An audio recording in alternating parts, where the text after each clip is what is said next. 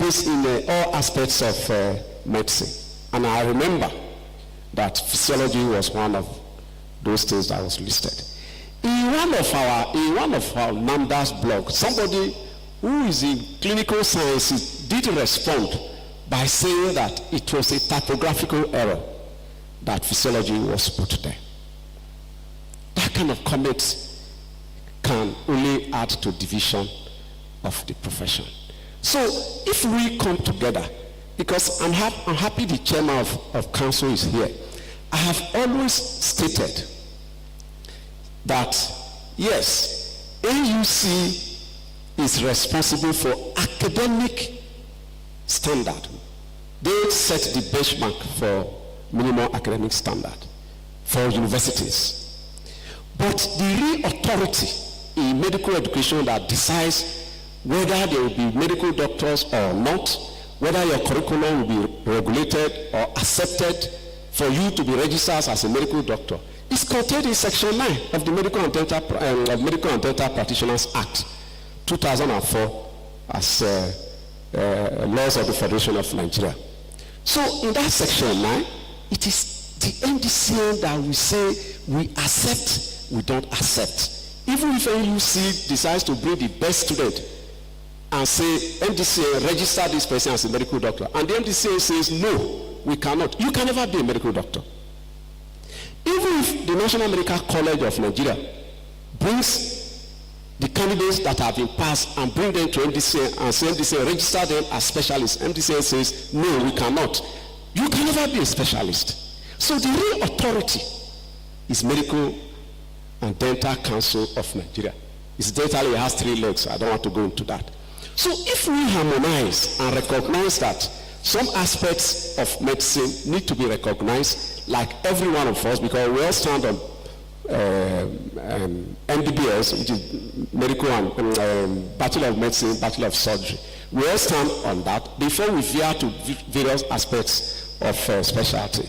If you look at the registration book of MDCN, if you look at item D there, it stated that if you have a doctorate in medicine, you are qualified to be recognized as a specialist and also qualified to be appointed as a consultant. I will give you an example. My professor who taught me, I'm sure some physiologists are here from University of Benin, you must have heard about him, Professor Fortiadis. Professor Fortiadis did not have a PhD. He had MBBS, he attended University of Alexandria. He was a Greek. He taught me physiology. And as at that time, that was why somebody was talking about collaboration between basic medical sciences and clinical sciences. He used to go to University of Benin Teaching Hospital to interface with the respiratory physicians in University of Benin to carry research, and they seek his opinions on what to do. So my belief is that we need to heal those who feel that have been neglected along the line in terms of recognition as a doctor, in terms of remuneration, and in terms of attaining certain positions that they are supposed to attain as doctors. Once we are able to do that, we now speak with one voice, we can now attack what is hard. Mr. Chairman, sir, I was a member of the immediate council, Medical and Dental Council of Nigeria, and I was a member of the education committee. That committee will set up a sub-unit that try to review the Medical and Dental Practitioners Act. And in that act, sir, we advocated that the MBBS degree should be changed to MD, medicinal doctors. The reason is very obvious. The world is, like, I'm happy the chairman made reference to that. The world is moving at a very fast pace. Now, if you have MD that you have here in Nigeria will easily be recognized and appreciated by other parts of the world that also award that MD. But today, we have a challenge. The National Medical College of Nigeria, against all advice, you were vice president of MDCAN then, MDCAN was there, MMA was there, MDCA was there, National Medical College, we all had a meeting in council and agreed that we need to speak with one voice. But unfortunately, the following Monday, National Medical College went to accept an MD program from National University Commission. Of what relevance is that document, that certificate today? At least based on contemporary issues that is going on. So, if we change that nomenclature, it will help in uniting everybody, and at the end of the day, we can all accept that that MD is equivalent to a doctorate degree. You enter as a graduate, as a lecturer too. Not what some institutions are doing today. Some provosts, they even employ MBBS as graduate assistant, which is not supposed to be. So once we are able to do that, the challenge of others coming with doctorate degree and the rest will easily be differentiated. So let me not take all the time because we can continue to speak on this issue. Thank you very much, sir. Dr. You have raised quite a lot of issues, but before I delve into what you have raised and what the chairman of council has raised, let's hear from the MD Khan President, Professor Aminu, sir. Thank you very much. Good afternoon, everyone. I think this problem of encroachment, we need to understand the basis behind it. One, in those days, we know probably apart from pharmacists, apart from pharmacy training, none of those specialties or professionals are actually degree holders. It is our people, it is doctors that assisted them to come up. Instead of unfortunately recognizing that, they are using that favor to come back and bite us. We assisted the medical lab from initially medical lab technician to technologists to scientists, you understand? And from there, they developed their own professional medical lab science. Also, if you look at radiographers, optometrists, and every other paramedical specialty, they were actually supported and nurtured into what they are. I will say in quote, they are smart. What do I mean by they are smart? They are gradually moving their own profession step by step. Probably they have a strategic plan, which I am not really aware whether as a medical profession we have strategic plan of where we want to take our MBBS to. Because the basic things are that whatever they do to attack us at higher level, the actual target is MBBS. And in the last 30 years, where have we moved our primary degree to? We have to give it a thought. We have to sit down with our elders and the professional associations within the confines of medical practice to come together, vary whatever history that has happened in the past.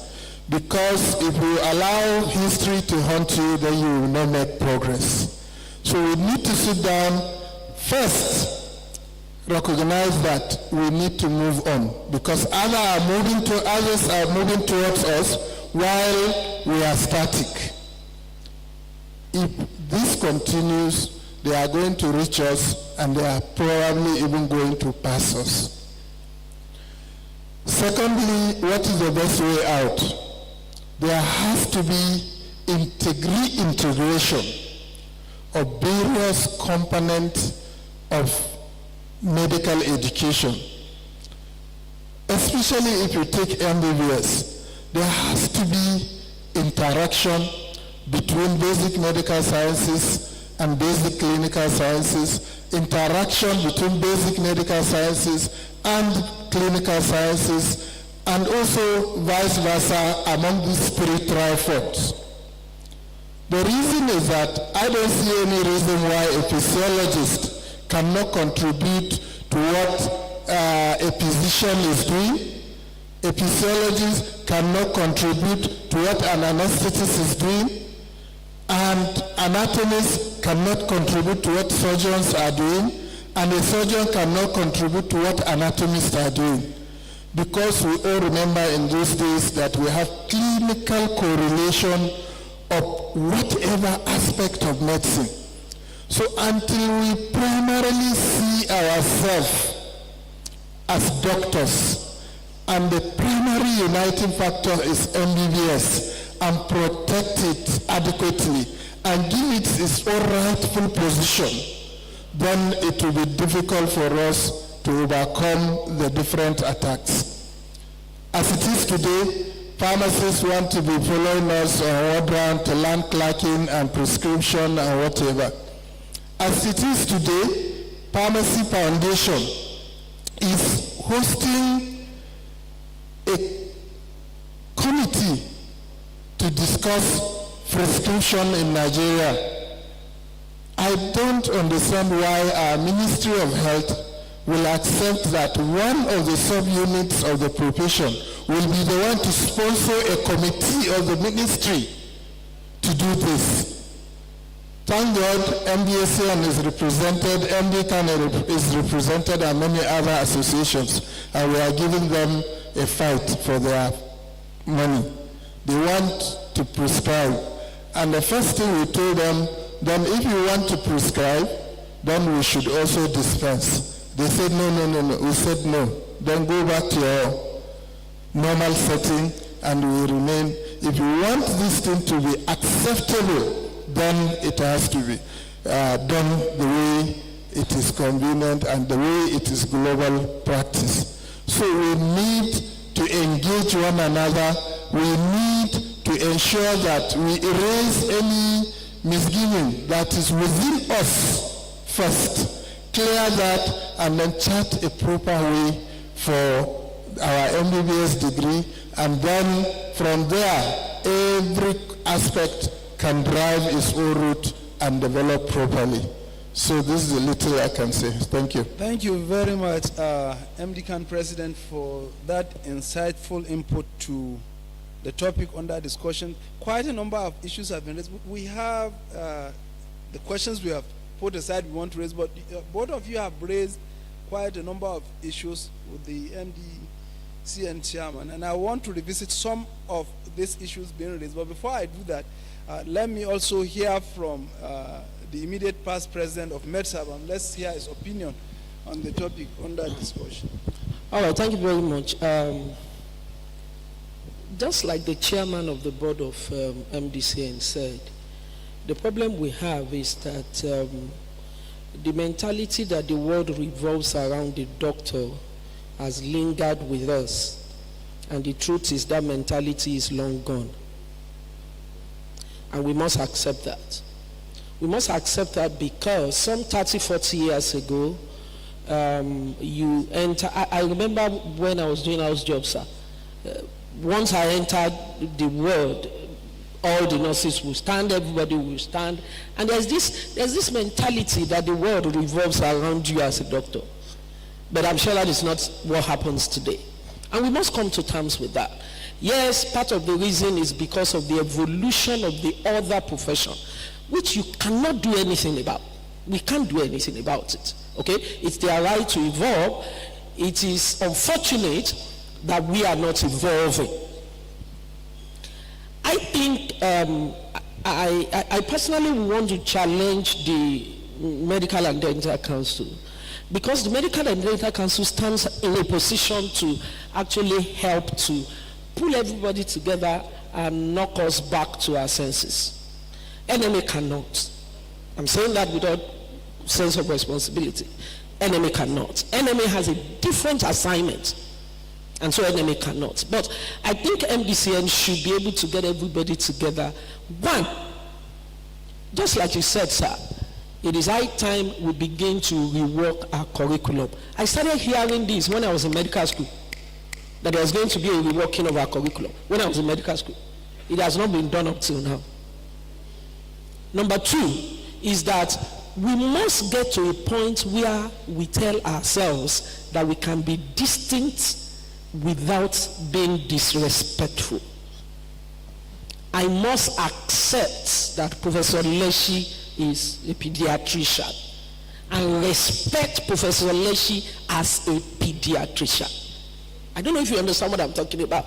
And then you see the next person and you respect him as such. That must be done intra-medical profession and in between professions in the health sector. If that is going to happen, sir, it will mean that our students must be taught differently. They must be taught differently. I hate to say this, but I will.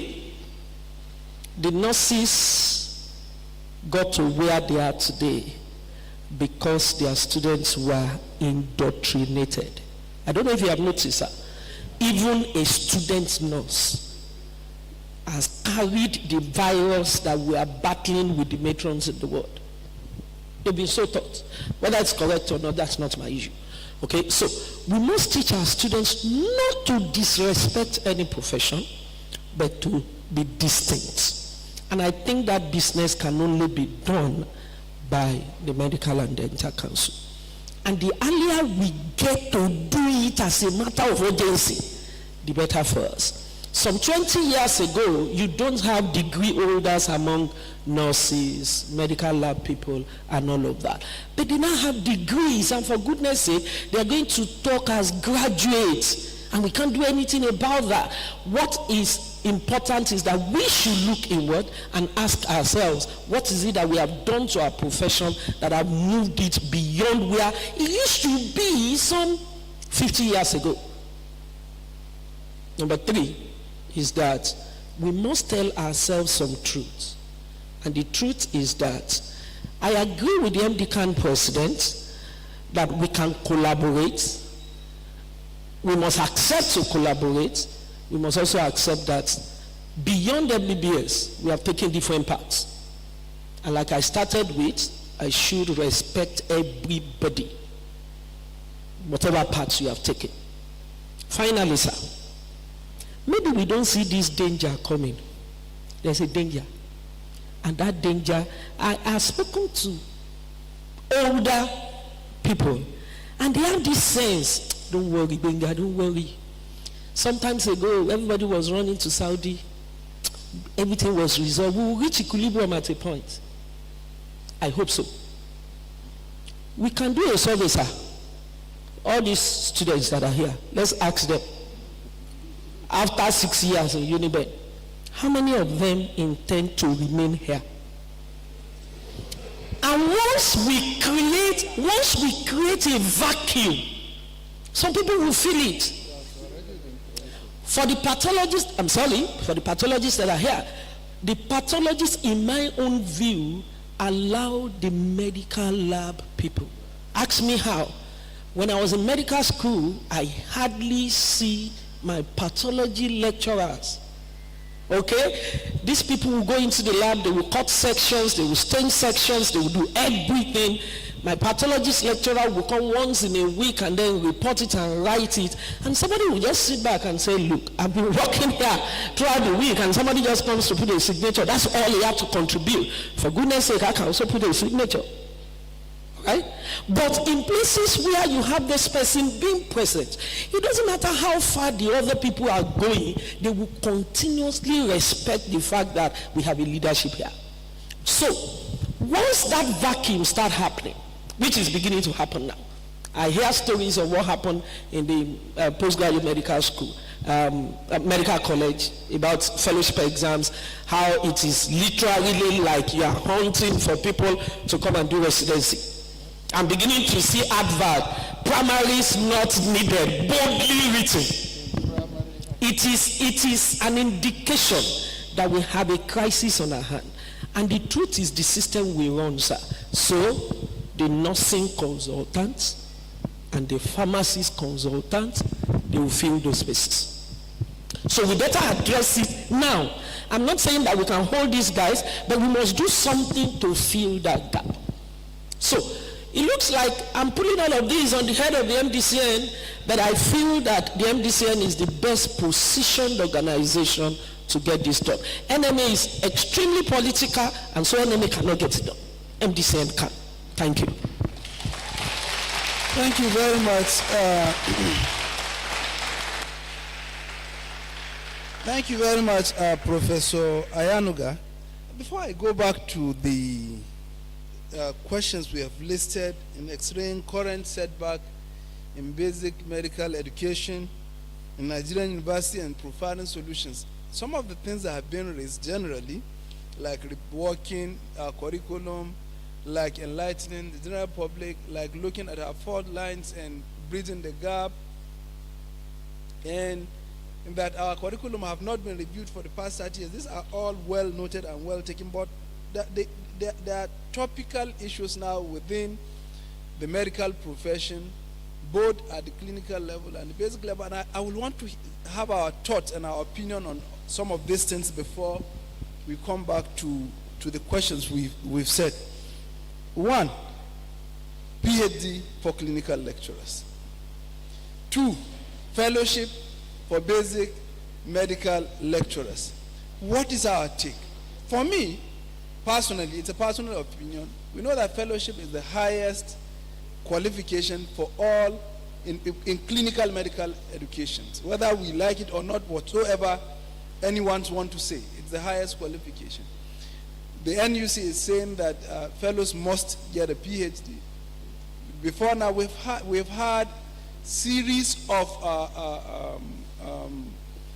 publications from NUC saying that it's not mandatory, it's if you want, and then later by 2025 you must have it. It has been back and forth. Currently in Sokoto we run a PhD in clinical sciences. We have over 300 candidates as we speak to you.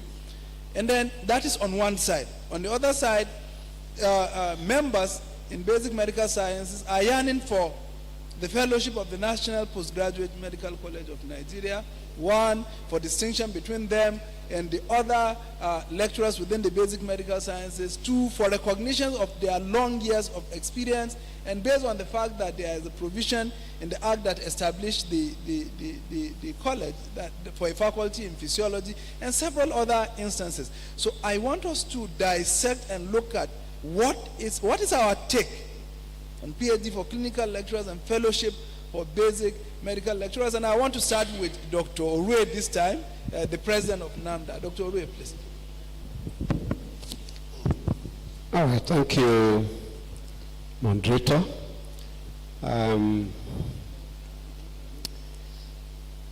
I'll look at it from the content of what it takes to acquire fellowship and what it takes to acquire a PhD. But let me use this opportunity to make this comment, because at times I read in a blog, once there is a mention of PhD, I see some doctors, they become agitated. And I have always asked myself, why are you agitated? You have an MBBS, you have a PhD. I always say, when you have an MBBS, you have a PhD, you have 2 PhDs. Because, you know, I don't know if I mentioned it here, we are in court with Nnamdi Azikiwe University, that's NAMDA now. We are also in court with Delta State University on the issue of PhD requirement for you to even be eligible to contest for the position of Vice Chancellor. And during the course of carrying out research, our lawyers carrying out research and sharing information with us, we discovered that there are only about 2 professions that, in addition to your qualification as a professional plus a PhD, you enter at lecturer 1, and that's medicine and law. If you have a PhD in law, you have a PhD in medicine, you enter as lecturer 1. So why do you get agitated? Now, if you have fellowship, you enter at lecturer 1. Just recently, the National Medical College did an advertorial. I mean, not an advertorial. They wrote the governor of Delta State, trying to educate him on what fellowship actually means. And what they wrote there was that the qualification referred to as MD, which NUC approved that National Medical College should award, is equivalent to a PhD. And that MD qualification is actually the academic component of the fellowship that was teased out and named MD. And in addition, you will still need a clinical exposure some periods after that before you are awarded the fellowship. So, for me, as an individual, if you have PhD in addition to an MBBS, as long as you enter at lecturer 1, you shouldn't be agitated. Because the other PhDs, this is my word, those that are non-medical PhDs, enter as lecturer 2. And your MBBS, your foundation qualification, enter at lecturer 2. I know that some provosts had recommended at a time they give appointment to people with MBBS as graduate assistant. Assistant lecturers. But when NUC come for accreditation, it's even the NUC that will tell them, no, MBBS is lecturer 2. Why is it that MBBS enter at lecturer 2 and PhD in other areas outside those two are probably one other one that I've forgotten, enter at lecturer 2? It is the course content, the duration. We did our own work. For you to have a fellowship or a PhD in medicine, you need no less than 500 weeks to attain that. For you to be an MBBS holder, you now proceed to have your master's, you proceed to have your PhD in medicine. You need no less than 500 weeks. What do you need to have PhD in other areas? Less than half of that. For you to have an MBBS, you need 9.5 semesters. But what do you need for PhD? 10. I can give you statistics. So that is why, even if you look at the initial release by National Medical College of Nigeria, they actually put an MBBS holder at the level of an MPhil, even though they called it a special master's. Special master's is MPhil. That means you just need additional 1 year or thereabout to have a PhD.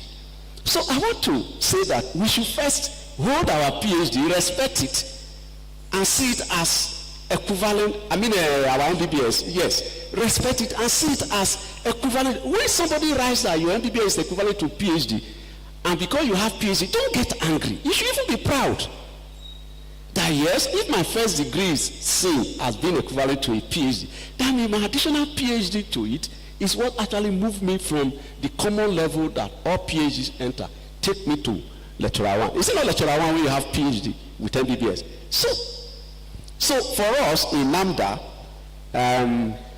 we don't really see any reason why somebody who already have fellowship should be asked to go and acquire PhD. Because whatever you have, you get as with PhD in clinical medicine, you already have more. Because clinical medicine, in this context of discussion, clinical medicine is a hands-on thing. It's not what you just read a textbook of surgery, you pick one research topic, maybe you do it for 3-4 years, they award you PhD. That does not teach you how to hold a knife. The first reason why we are lecturers, why there is a medical school, is to produce medical doctors, not to produce researchers. That is the first reason. Research and what's the other component, managerial components and the rest are addendum. If you ask Nigerians, why is a medical school? They say they are to produce doctors. When you are treating malaria or treating a patient, it's not going to ask you, how much research do you know? Do you know how to prescribe? Do you know how to take, give injection or do surgery? Those are the issues. So for fellowship holders, we don't see any reason why UC should insist on that. And we are trying to defend that through the court, and the lawyers have actually done a lot of research, and they have asked very critical questions which they want the court to decide on. For example, who really decides the curriculum for medicine? Is it NUC or MeDSABAMS and National Medical College of Nigeria? The law empowers National Medical College of Nigeria to decide the curriculum and academic content of postgraduate qualifications. The law also empowers, through Education Act, AUC to do the same thing. But that of AUC is a general law. But the law that set up Medical and Dental Practitioner Act Section 9 and the National Medical College Section 7, Section 2 and Section 7 is a specific law. And we are told that where there is a conflict between specific laws and a general law, specific law takes precedence. So we want the court to affirm that, So I don't know, usually maybe I talk so much and I heard. So I hope my point is well good. Let's hear from the MDCAN president. MDCAN president. All right. We will take you last, sir. Thank you very much, moderator. On the issue of PhD in clinical practice, the position of MDCAN is that if you are interested, do. And if you are not interested, it should never be made compulsory upon you to acquire. That is a position that has been there for a very long time. And we all agree that there is strict difference between a fellow and someone who rules a doctor, MSc, PhD when it comes to clinical teaching. So the highest qualification for a clinical lecturer is fellowship. But sometimes if you can bath and spray perfume, or you can bath and remain the way you are, you can still go out. So MDCAN is vehemently against making PhD compulsory upon our members. And we have resisted it, and we will continue to resist it by any legal means. Secondly, we know that in some climes you may have an additional advantage if you are going or applying for a research grant or something like that, because the person who is giving probably dictate the terms. If you have it, it might enhance your chances, but not in any way limiting your capacity to conduct such. And we found out that in virtually every university, you find out that close to 50% of the visibility of that university comes from the College of Medicine. Nearly 50% of the grants that are coming to that university comes from the College of Medicine. And if you take the 100 most cited Nigerians, you will find 1/3 are coming from the College of Medicine. So we have every ground to defend our fellowship to defend our profession, which no other profession can compete in that. So, as regards to fellowship in basic medical sciences, I think it should be a pronged approach. One, you will find out that a physiologist may be close to an anesthetist, may be close to a physician, may be close to a laboratory physician. An anatomist can be close to surgeons, can be close to morbid anatomy, can be close to O&G, and can be close to both pediatrician and pediatric surgeons when it comes to embryology. So people who are interested in the clinical fellowship can choose one of these related areas, and the college should also look at it to see what part of the program or the training can be waived.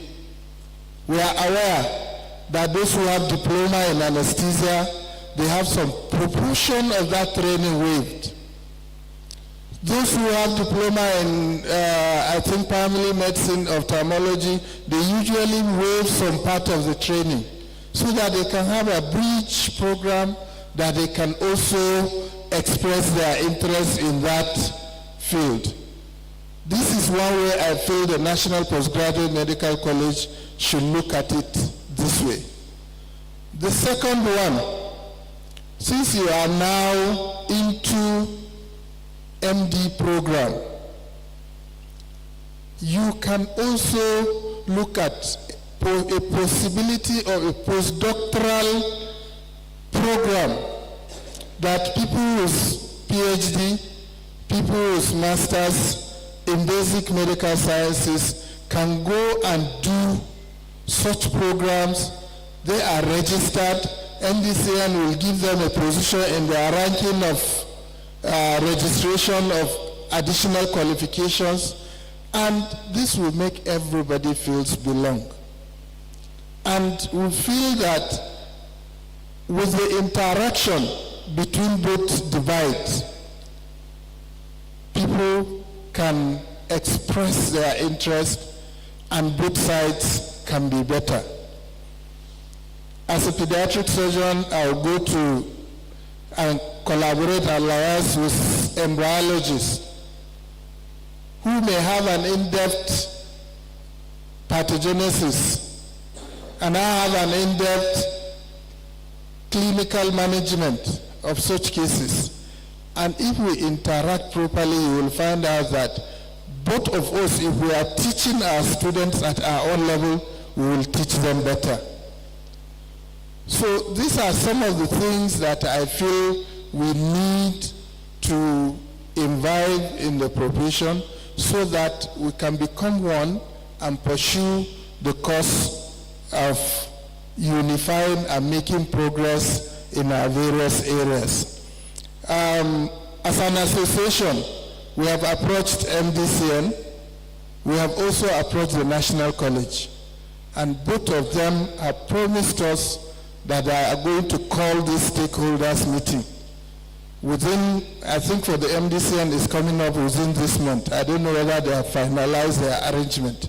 And the National College is going to come within the second or third week of December. All this is to look at what are the challenges and what are the best way to approach them and solve them. So thank you very much. Thank you very much, MD Khan. Let's hear from Professor Ayanuga on this before we now round it up with the chairman of council. Okay, thank you very much. Let me just give this small analogy. You have your house built in a community where armed robbery is very frequent. You knew that before building your house. And after you got there, you had cases upon cases. It will not be wisdom for you not to fortify yourself. Because the next time the thieves will come, and they have a free access to your home, it is not their fault, it is your fault.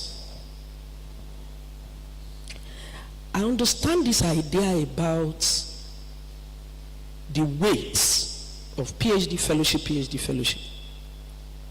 But I'll just read from the act that established the National Postgraduate Medical College. Section 11 of that act says, where the college awards its diploma under this act, the holder shall be entitled to status as a fellow in the specialized branch of which the diploma is evidence. I heard this statement the first time when we were at Imo, one of the NMA meetings at Imo. This argument came up, and somebody, one of us, brought out this document and read it. And do you know our usual attitude to it? No. As if we are the determinant of interpretation of acts. This is written in black and white. This has been on for God knows how many years. What does it take for us as the medical family to sit down and say this act must be changed? This thing is straightforward. There are professions that are getting acts being repealed and being redone every now and then. I'm sorry. I think we must come down from our horse and accept the fact that we have viable competitors. And so we must cover our track well. We wrote this. It's a law. And then we wake up the next day and then feel that we can just, by the blow of our hand, just decide that, no, it's not a diploma again, it's something else. No. And this is within our purview to change. So, while I accept the fact that you need a lot of inputs into getting a fellowship, you do a lot to get a fellowship and all of that, the basic law that governs the issuance of that degree, let's go and work on it. Number two, the issue of people in basic medical sciences having a fellowship. I heard somebody mention, at one point in this meeting, somebody mentioning the fact that there was an argument about the inclusion of basic medical sciences in the number of specialties that you can have fellowship in.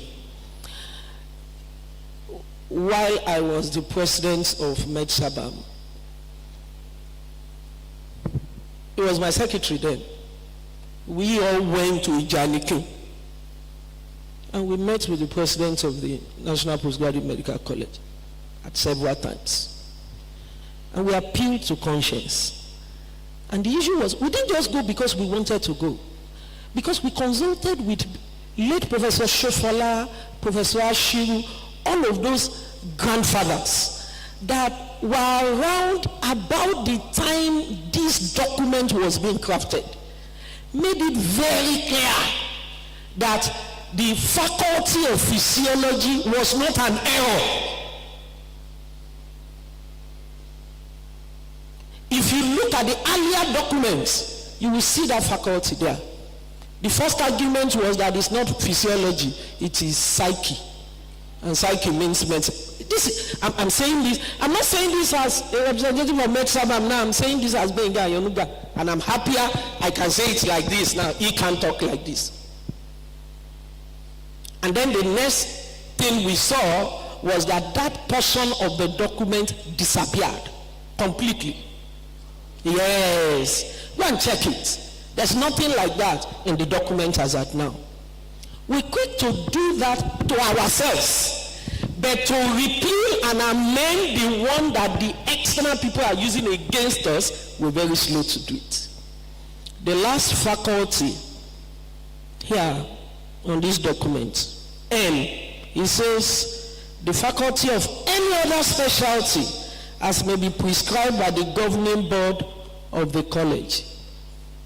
I remember clearly that we made at least 2 representations to the National Postgraduate Medical College. The last time we were at Asaba Delta, I had almost 2-hour session with the president of the National Postgraduate Medical College. But at a point, when I came back to the NOC, I just told everybody, I'm not sure this thing is going to fly. Why? Because we had a fixed mindset. We needed to budge. So, to me, whether it's the issue of PhD, fellowship being equivalent to PhD, is in our hand. Or those that have PhD doing a fellowship, is in our hand. We have only decided that we want to give an avenue to the people that are working against us to always have tools to work against us. I better stop there. Thank you very much, Mr. President. Let's hear from the chairman. Yeah, very well. Let's just hear from we will get there. We will get. I'm the moderator here, Dr. Agugo. We will get to you. We have panelists. These panelists were invited to dissect this, and naturally we'll hear from them. At the tail end, we're going to hear from everybody, because we are all important and we will have to contribute. Yes, Chairman, sir. So thank you very much. A lot of interesting issues have been raised, and as the past president said, it is us and in our hands. The only thing I would like, you have given Medical and Dental Council a lot of powers that it does not have. It's a regulatory body. The issues about the other health workers in health, we have a coordinating ministry, superintending ministry. That's where the problem is. So we need to go back, because they are the ones that determine benefits, remunerations, privileges, rights, responsibilities, and all that to the different professions under health. So while Medical and Dental Council can regulate training and all that, that's all we can do. Welfare is not in Medical and Dental Council. That's where NMA and NAMDA comes in. The issue, what I want from us now, what MDCN can do and what it has always done is register additional qualifications that make you a specialist. So when you get your MBBS, you register. So the MDCN keeps 3 major registers: temporary registration, full registration, additional. It has a register of people who have registered their qualifications as additional, making them specialists. What I don't know, and it's because I'm new there, is that have you defined what qualifications doctors in basic medical sciences must get to be able to consider a specialist? I know for pathology it is clear. So if you're in the pathologies, that's straightforward, because it's also recognized as, because there's a faculty of pathology.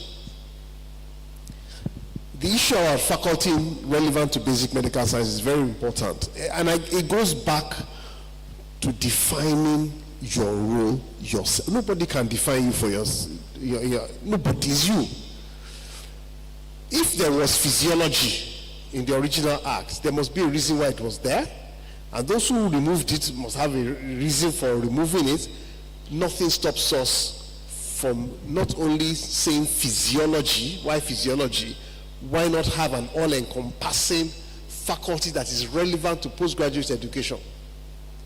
Because really, when you say National Postgraduate Awards Fellowship, the way it is structured along faculties. They are awarding you fellowship in this faculty of the National Postgraduate Medical College. National Postgraduate College does not award fellowships in absence of a faculty. So for a fellowship of the National Postgraduate College, you must have a faculty, and you must propose how that faculty in basic medical sciences is relevant to postgraduate education, research, clinical practice, and all that. Okay, so I think that's what we need to do. And it's not MDCN that will do it for you. What MDCN has done is, in our accreditation, we have insisted on the recognition of basic medical sciences. So in the process, most medical schools have complied or in the process of complying with what we want. Based on discussions with you, Prof has mentioned that there's going to be a stakeholders meeting. I think the meeting is actually going to be on the 25th or 26th, I'm not sure, or 27th. No, it can't be 27th. We're having induction on 27th. So we're having it a day before that. Is it 28th? Okay, all right. So you have better information. So because I know they asked me, and I said, look, since we're in Abuja for induction, let's have it around that time. So please, when you're sending people to that stakeholders meeting, please send people who have history and who can be respectful of everybody. Because when you go fighting, you're not going to get anything. Go fighting. And people are sensitive to somebody who's attacking. They just block. Whether the reason is good or bad, they block. So let us go with an open mind and a mind that will have a position and a fallback position. My unionists know that when they're going to negotiate, you see, and I know you too, you have a position, you have a fallback below which you can't go. So that must be decided by you. So from the MDCN point of view, we will continue to regulate. We will keep that register, and you will tell us how we will recognize those specialties in the Medical and Dental Council. Because it's only when the Council of Medical and Dental takes it, that's when it becomes okay. Because the portal as it is now, if you want to register yourself, there's nothing that categorizes you and distinguishes you as physicians in basic medical sciences. And I think that needs to change, and I totally agree with that. But it is in your hands. Nobody's going to do it for you. And finally, just to encourage us, we should not get tired. Just because you spoke to a president who didn't understand where you are coming from, one day you will have a Pharaoh that knows Joseph.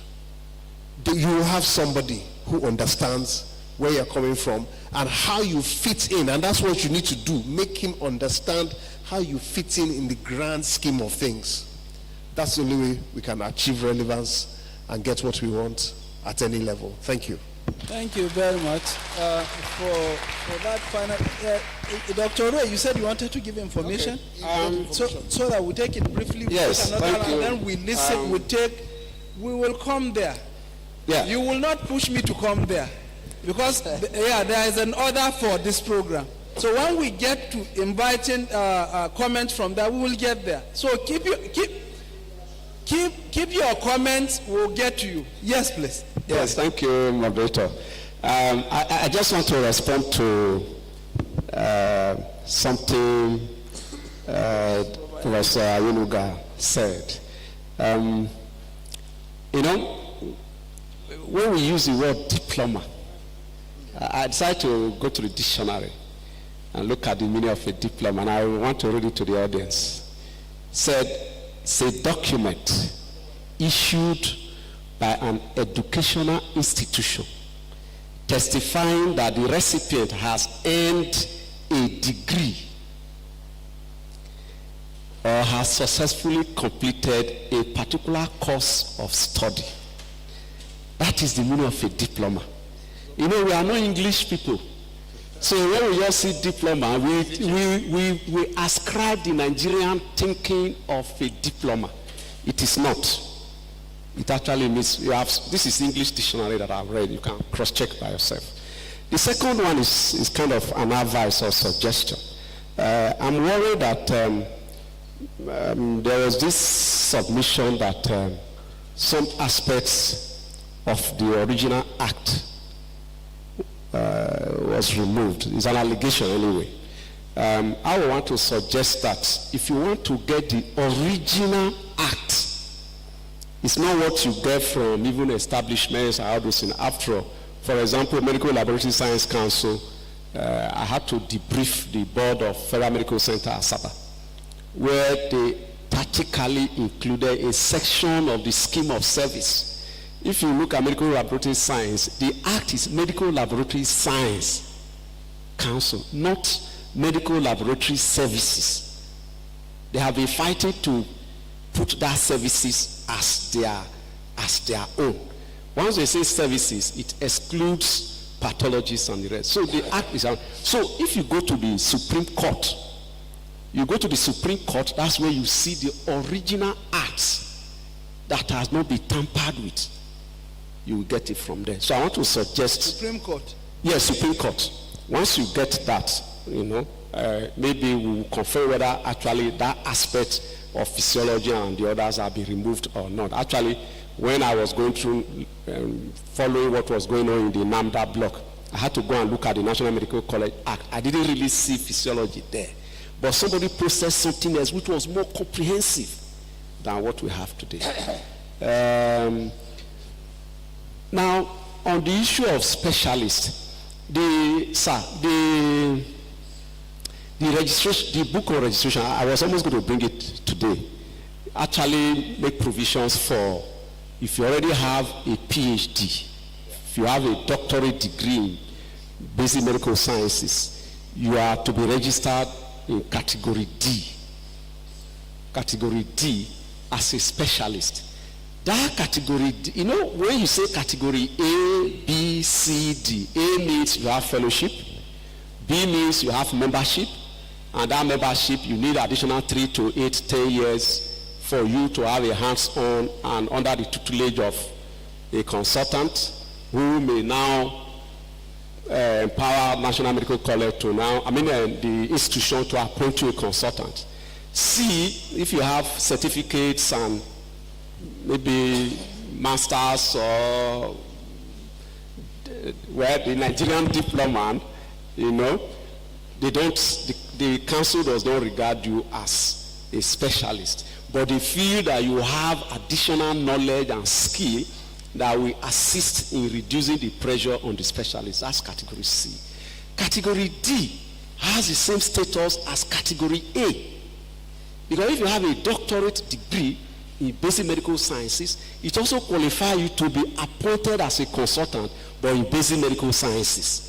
I talked about Professor Fortiadis. He was a physiologist. He was, I was a medical student under him, when he was a lecturer with us. So that qualification also empowers you. In fact, he gave all the privileges of those with fellowship to those with PhD in basic medical sciences. You can take it and read it up. So I just thought I should share that. Thank you very much. I will take us in the final round on this before we now take comments and contributions from other members who want to make input. And generally, I want us to look at problems bedeviling basic medical education now, from nomenclature, which we have discussed as part of things we have discussed, to remuneration, to even this JACWA syndrome. Now, before now, it was normally from the clinical side. In the current situation, the basic medical sciences have lost quite a number of its members from initially it was been lost to clinicals, and now they are leaving the country to other places. Some are leaving government employment to private universities where they are paid more. I'm sure even here in the University of Benin, I learned that over 9 people have left the services of the university for outside the country. So the topic here, the question I want us to have comments about, how do we mitigate some of these problems bedeviling basic medical education, vis-a-vis remuneration, vis-a-vis nomenclature, vis-a-vis people leaving the specialty, if I may, for other claims. We just want to take a general comment, then we listen to contributions from there, and then we respond to them, and then we close this. I will start with the MD Khan president, please. Thank you very much, Mr. President. JAPA syndrome is well known especially not only in medicine, but in IT and some few other specialties. It's one of the issues to do with a program that is global. And medicine is global, probably unlike law, whereby you have Nigerian law, you have UK law, you have US law, and many other countries. If you want to practice there, you have to go and learn theirs. But medicine is global. That's one of the first challenge. Secondly, Japa syndrome can be within and can be without. Now it is not just affecting people who are rendering services, but even managers. I'm aware of a medical school that is going to lose a serving dean and a serving provost. Yes, it can be within. All of this, their own Java is within. So if you can go to that level, then it even calls for a more serious concern.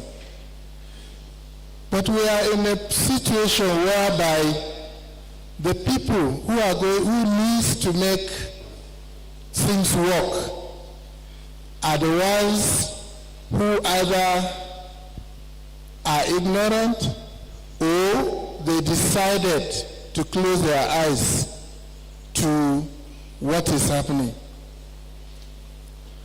When you talk to someone who is supposed to make a change, but is telling you that I hate to hear X, Y, Z, that the way you see young consultants roaming the streets in Nigeria looking for work, why should I think of increasing the retirement age? Why should I think of a manager of the health system that get angry because you have told him to improve welfare of the people who provide us services that he pretend? Then there is a problem. So our major problems, number one, is that people who don't know our system or who choose not to know our system are the one managing our healthcare system, probably including the medical education. A situation whereby you write to somebody or to a ministry that is responsible for the best segment with the best product from their citadel of learning, and they felt it's not important to hear from you, even if it is you are going to advise them or admonish them, then there are problems. All of us saw the national policy on healthcare workforce. They are giving people solutions that are beyond comprehension, but the basic practical component is missing in that document. If it is one page, you might say that probably there is no space. But 56 pages of that document, there is no place where they mention improved welfare or remuneration. It is only in medical education, a medical healthcare service, where you find the apex do not even have a chair to sit on in between their workplace. At least half, in most teaching hospitals, consultants do not have an office, do not have a space. Talk less of a laboratory that they can conduct research. So the issue is that there is deliberate effort not to improve the lot. Secondly, they did not recognize movement of people out of the system as priority and as a problem. They keep on telling you that Jaffa is global, Jaffa is everywhere. In the last 2 years, at the West African College of Surgeons exam, the last 3 exams, we examined 3 times the number we examined last month. In the one but the last one, we examined twice the number that we examined in the last exam. We conducted a study. We roughly have now, I can say, a little bit above 6,000 consultants, be it honorary or hospital consultants. In the last 5 years, about 1,300 plus have left Nigeria. And we discovered that close to 2,000 are 55 years and above. That means they are likely, half of them are likely going to retire before them. How many are we producing? We are not producing 100 consultants per year by both colleges. How many of them are staying? Factor how many of them that are going to leave in the last 5 years. You understand? So, but when you talk to them, they seem not, somebody is telling you to sacrifice. And that same person did not work for a year in this country before he japa. He's telling you that he's sacrificing to hold an executive office. So really we need to make a change. If welfare did not become a priority of government and the people that manage our educational institutions and healthcare institutions, then we have not seen it yet.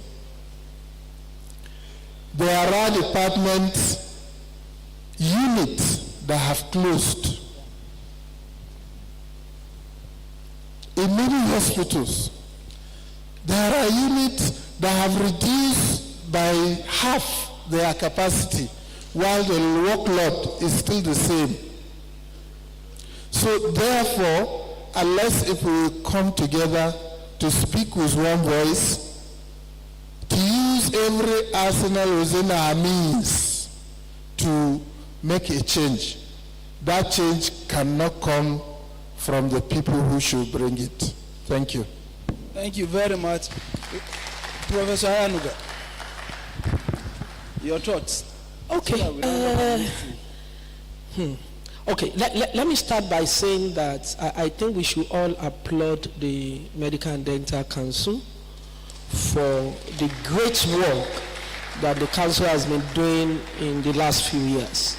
I must say this openly here, but for the insistence of the Medical and Dental Council on ensuring that doctors are employed at the basic level and they are paid well, I'm sure things will have been worse than what it is now. So I can only plead with the council to please don't remove your leg from the pedestal. It's not all gloom. I'll share this very briefly. A few days ago, I had a conversation with a vice chancellor who needed explanation about why doctors in basic medical sciences should be paid on cognizance. And we had a conversation of about 20 minutes or thereabout. And what I saw was that he was just looking at the quantum of the money. And he couldn't fathom why should these people earn this much. So I needed to explain a few things, and he seemed to agree. After that conversation, I did an analysis and I told myself, this is somebody that is under pressure. It was 2 days after that I heard from somebody that they had MDCN accreditation and failed, and they are preparing for another MDCN accreditation. Now I know why he was desperate. So, but for the insistence of the council, sir, universities will employ medical doctors as assistant lecturers. They've done it before. So, number one, as to what can we do? Number one, we should plead with council to please keep the pressure on. Number two, I understand that because of the JAPA thing, the federal government, through the council, I can't remember, decided to double the quota for those that have the capacity. I don't know who did, okay? But I got that information. And I know that a few institutions are latching on that, particularly the private ones. I'm not an economics student, but I understand that once supply outstrips demand, value will reduce. One of the things that helped the nursing profession in this country was that about 15, 20 years ago, they started putting a peg on the number of candidates they are going to be training in their department of nursing science. And so that helped in a way to reduce the number that they produce. It's nice to increase the number that we produce in medicine, because the argument has always been, well, most of them will go away anyway.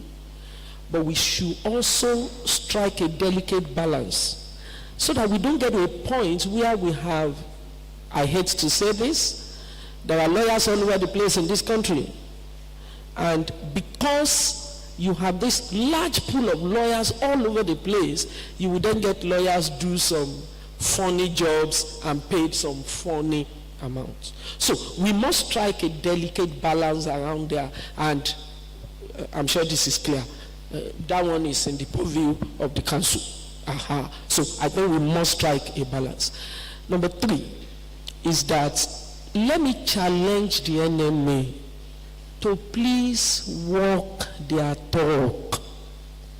Let NMA please walk his talk. Maybe we shouldn't be talking to NMA, we should be talking to NAMDA now. Please, if we, universal applicability of commerce, I've been hearing it from God knows how many years. We must get to a point where we insist on a few things, or else nobody will do anything for us unless if we insist that we want it done. So, because if we get enough people being, I think generally Nigerians are not migratory people, generally, except they are under pressure. Except they are under pressure. So, if people are properly taken care of, you can be sure that a number of people will remain, and then we'll have enough. The truth is, if we have 10 doctors remaining in this country today, 7 of them will think of clinical practice before you can get 1 or 2 that will be thinking of basic. That's the reality.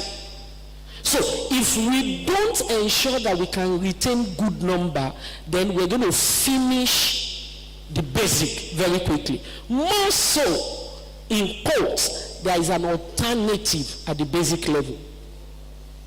There's an alternative.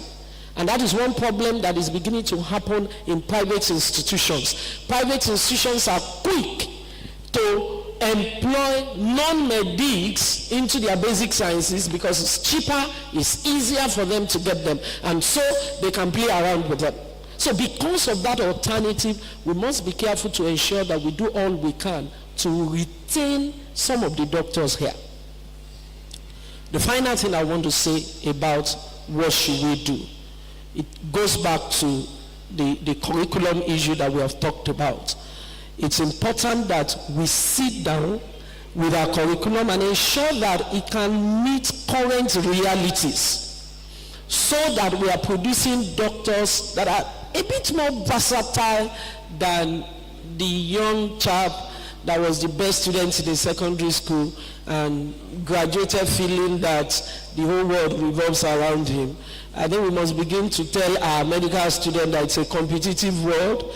There are people that are going to be competing with you from other professions, and so we must begin to up our game. I'm saying that because I'm beginning to notice that the quality at the basic level is beginning to dwindle. And please, let me end with this.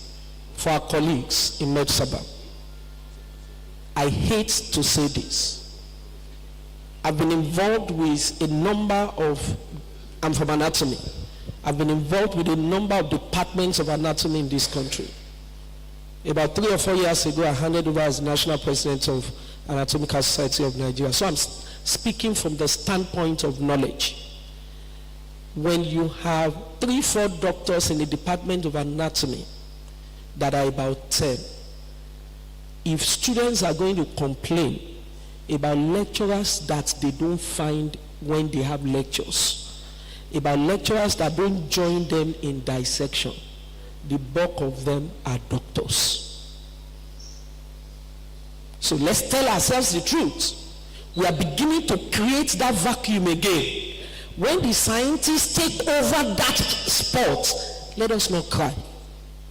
The question we need to ask ourselves every now and then is, was that the way you were trained? If that is not the way we were trained, please let us have a change of heart. Thank you.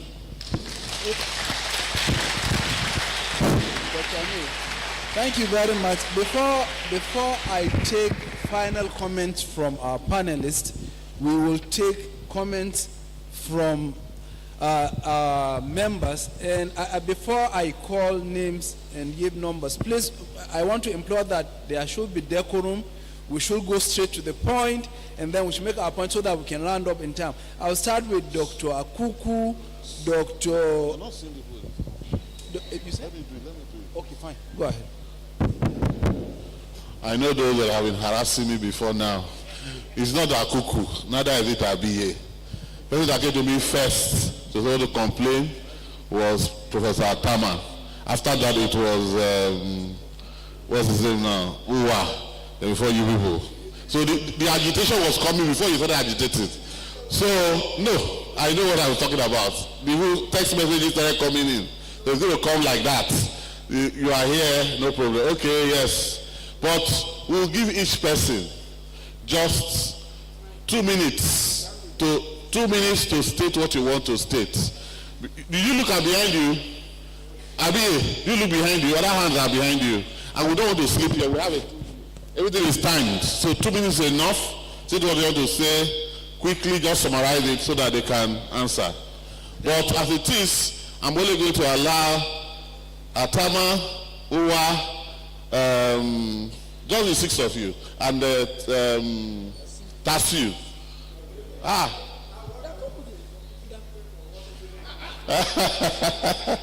do you want to okay, wait. Let us start with this one first. We'll get there. Professor Atama, please. Dr. Anyway. Take all of them. Okay. Take everybody, give them number, allocate. Okay. Don't have another. Number 1, number 2, Uwa. Number 2, Humphrey. No, he didn't raise up his hand now. Okay. Akuku 3, Abi 4, Tasiu 5, Ekemini. No, I'm talking to you now. 6 and you 7.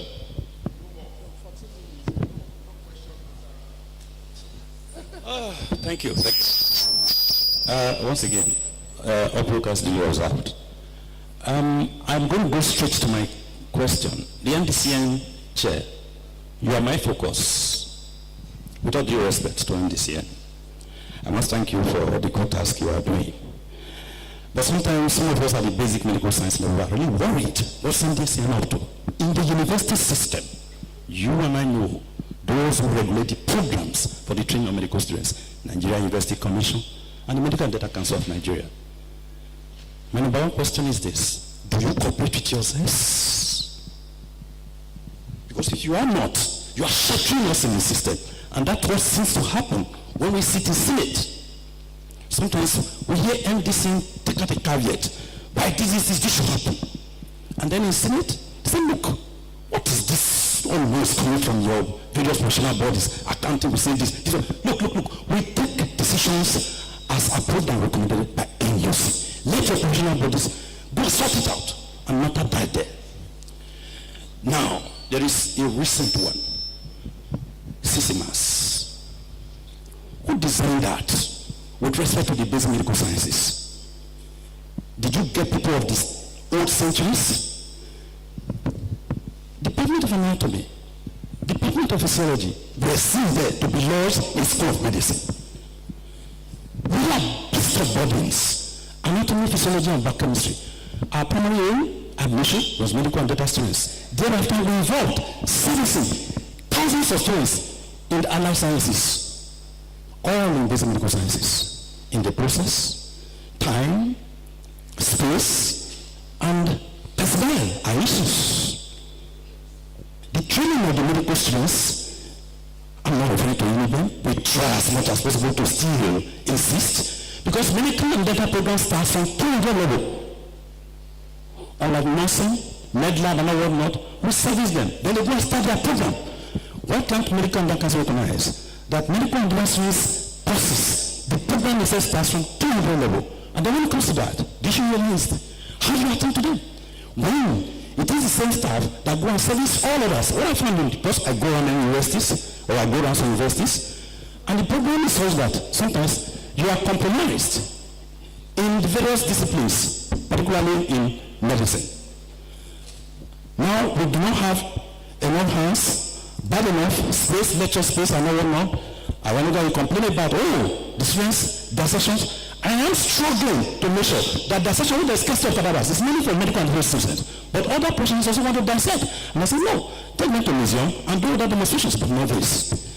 The concentration is getting slow. So my question is this: that program designed in MeDSABAMS, you call School of Basic Medical Science, Medical Science for anatomy and biochemistry. But what is in the MeDSABAMS? It's saying it's School of Medicine, it's a School of Basic Medical Sciences. And when of recent, Professor Payo, we took that in assembly to take the matter to Senate, to the Vice Chancellor, he died a natural death because that was not taken into consideration. So the training of medical students will continue to be deficient. Please sort this out. Thank you.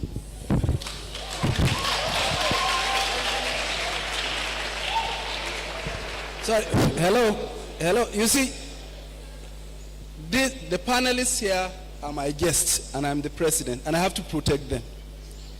It's either we ask our questions, and they are not under any obligation to answer us. None. And the reality is this: if we invite people as guests and they feel attacked, I'll have problem. So we can ask questions. We can ask questions with decorum, with due respect to all the senior colleagues that are here. But remember that we brought them here as guests, and they must be treated as such. Please, thank you.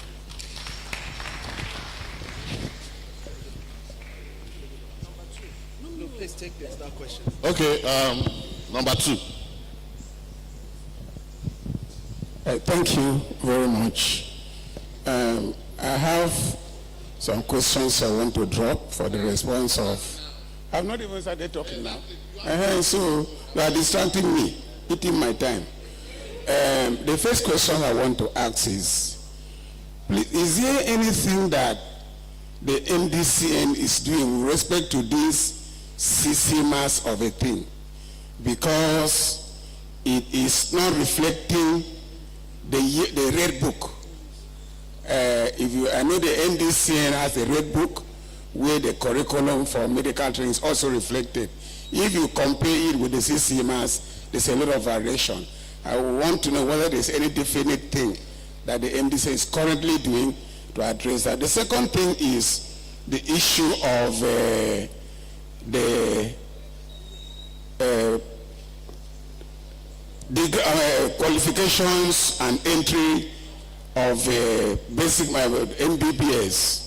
Now, the number of presidents took time to expatiate on the issue of entry, but it didn't say the impact on progression, because some of us were actually employed as lecturer too, as we have said, but we never progressed. Even after I've had my master's, they still require some publication before they made me lecturer 1. So you didn't see anything, how it affect progression. And we heard how Professor Sakpa said that he was never promoted with everything he had until he almost had to start afresh. So please, we also need to make comment on that, on how do we survive. They will bring you in lecturer 2, fine, but after that you remain there forever. And nobody want to bother. And when you get both the Senate and the Council, the doctors are few. So, and then the third question goes to the issue of starting the grooming from the basics. That for a very long time now, I've seen circulars that dated back some up to 2014 on how the medical doctors in basic medical science should be treated, should be trained by doctors, at least 60-40%. I've seen something like that. But currently, in fact, in my university, I was the only person until recently. So, and we continue to have even MDCN accreditation. So I don't know whether MDCN insists on these circulars or whether they are just for mental assent. Thank you, sir. Number 3. Number 3. Your time starts now. Never give me. Panelists, my pleasure being part of this forum, students and everybody, colleagues, everybody here. Don't mind me, I'm not going according to protocol. It has been established. I'm only trying to appreciate my environment. I want to make some comments. I'm not asking questions. And I'm glad medical students and dental students are here. And it is good at this point you begin to learn some details about the profession you are about going into. And also follow up and make decisions in future. By the time you become a doctor, which area of medicine do you want to take on as per specialization? On the issue of National Postgraduate Medical College, I just want to summarize with a statement. Just one sentence.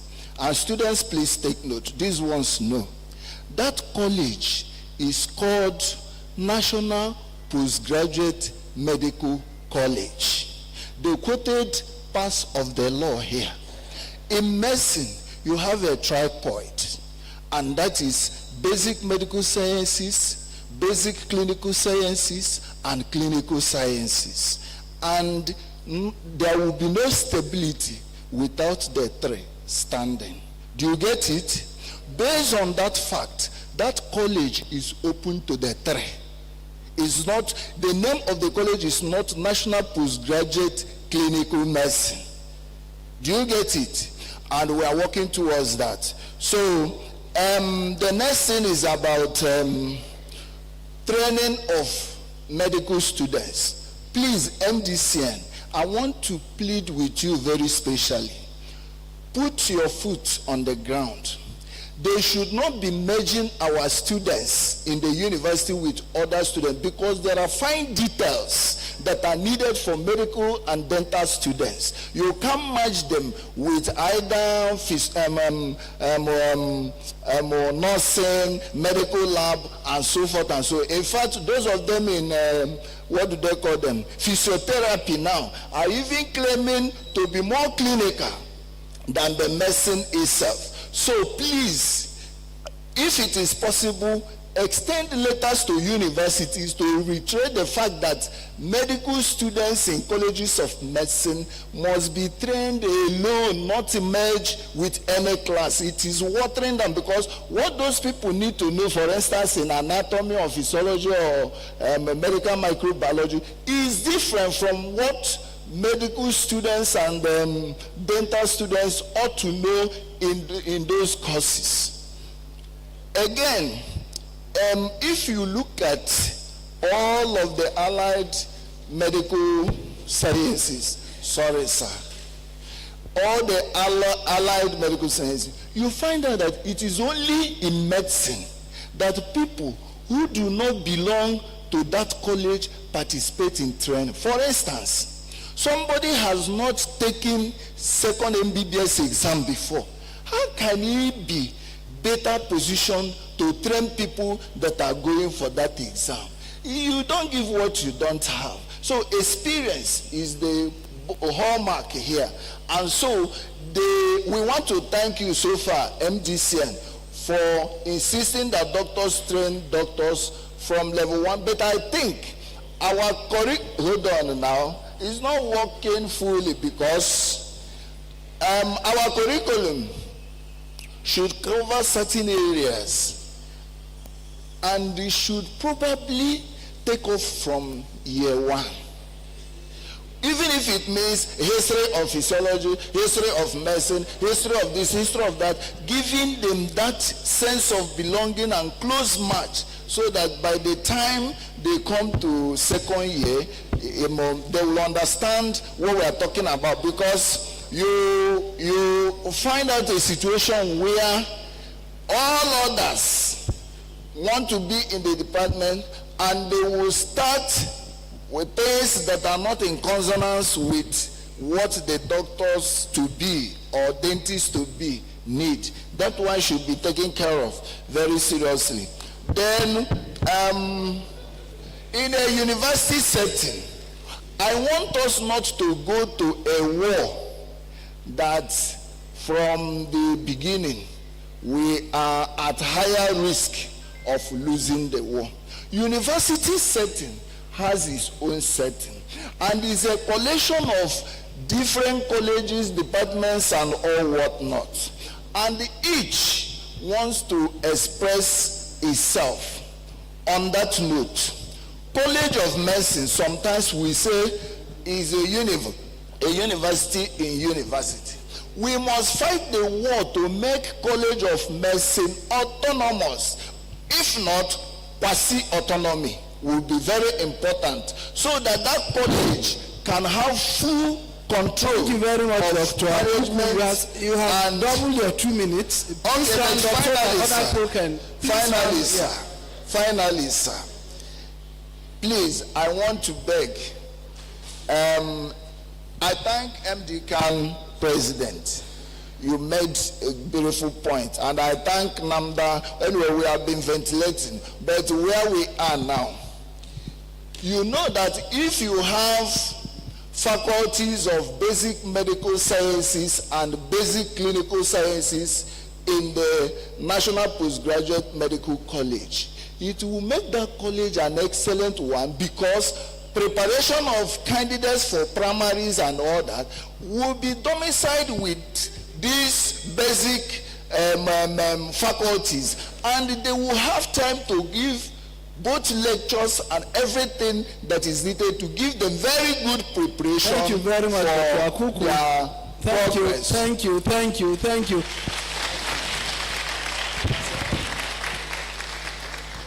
Good afternoon, panelists. Mine is a straight thing. One is this. I feel we're just, well, I'm sorry if I say that, but we keep doing this exercise. Next year, I believe we'll be in a Loring. We're going to still see panelist session like this. How much of this do we trickle down to the different groups we belong to? Why I said this is this. I happen to be the chairman of MeDSABAMS in my university. Over time, in terms of fight for remuneration, the people that year in, year out, when I've already gotten a breakthrough, even with government or governors, are members of MD Khan who do not see any reason why those of us that are doctors in the basic medical, basic clinical sciences should earn such allowances. It pains me. The NMA president was in Port Harcourt. He had a town hall meeting. I also spoke my mind to him. In fact, he was talking about welfare for doctors, welfare for this. His own issue was all on for residents. Our residents will get this, and then our consultants will ensure this happens to them. And I stood up and asked him this question. Finally, sorry, I'm also a clinician of the West African College of Physicians, but I decided to be here This is why I decided to be in the basic medical sciences. And so I'm passionate about what I'm saying. I can best still move over to the clinical area where I have a stake too. But I decided to be here. Now, all he said was just about those of them in the clinical area and all that. And then those we that took up this very vital thing, vital role to set the foundation, the real foundation, we have not talked about. It's something we need to look at. MDCAN chairman, you're here. Our immediate past NMA chairman frustrated my latest efforts till he left. That is on one part. We didn't get to the other yet. Dr. Abiy, can you concretize your point? I'm concretizing information. Listen, please. You see, this is a national program. What is happening in Port Harcourt does not necessarily mean that it's happening everywhere. For instance, let me learn. Mr. President, I am the moderator in this program. Okay. Should I stand up? Because we can take our mic. When we say this is a national program, it is a national program. So please, make your point and let's move on. Okay, thank you. I'll make my point. Listen, it is my responsibility to protect my guest. If I have any feeling that my guests have been attacked, I'll come between my guests. Okay, I'm sorry, I'm not attacking you. I'm only giving you. To have some decorum in what we say. This is an opening ceremony. If we come to plenary in our AGM, we can deposit. There are things we do not, when we have guests, there are things we do not say so that they don't feel attacked. Essentially, I have to make that point. I am a unionist, and I've been in this business for very long. So please, let's make our points with decorum. There is no way. It's an honor that we have the chairman of council sitting here. You don't find the chairman of council anywhere. It's a very big honor. So we should thank him for that. We did not. Thank you. You've done well. I've heard you. We did not bring him here to be interrogated. Nobody is doing that. He's a special guest. So please, people are complaining. Yeah. So make your point with decorum, sirs. And that is the point I'm making. We should make our point with decorum. So, but because if I'm a sitting MD national, you are telling me that the people are you see. President, you are talking to a matured man. You are. I know what I'm saying, President. You are the one taking time now. Dr. Abiy, can I go straight to the point? I can sit down. What they are saying. Because this whole thing affects all of us. Don't pretend. It does, but it is not universal. Okay, thank you. And I'm the president and the moderator here, please. Thank you. And I should be respected. Thank you. You don't talk back to me. This is not a plenary, and this is not we are not in our AGM. So we should maintain some decorum. I am not that. You've said it. Thank you. Sorry, the other one, sir, is the MDCN chairman. Please, you will help us, sir. I made this known to when council came for accreditation of our program, the last stage of accreditation at Rivers State University. I interacted with the registrar. The state universities are not protected in terms of remuneration. I'm talking on behalf of most state universities. Sir, please, if there is any way you can make it, somebody said something near that. When you go around these state universities, you can come up with, council takes a position that, look, we are giving you accreditation XYZ, or for our doctors that is in the basic medical sciences or basic clinical, whatever that is due them. Council can talk with them so they domesticate it. We are suffering it. I told her, she even took it up to the governor, but it's merely said, he said it verbally. But if there are such letters, not just to my university, every other state university, if these things can be spelled out, it will actually go a long way. Thank you, sir.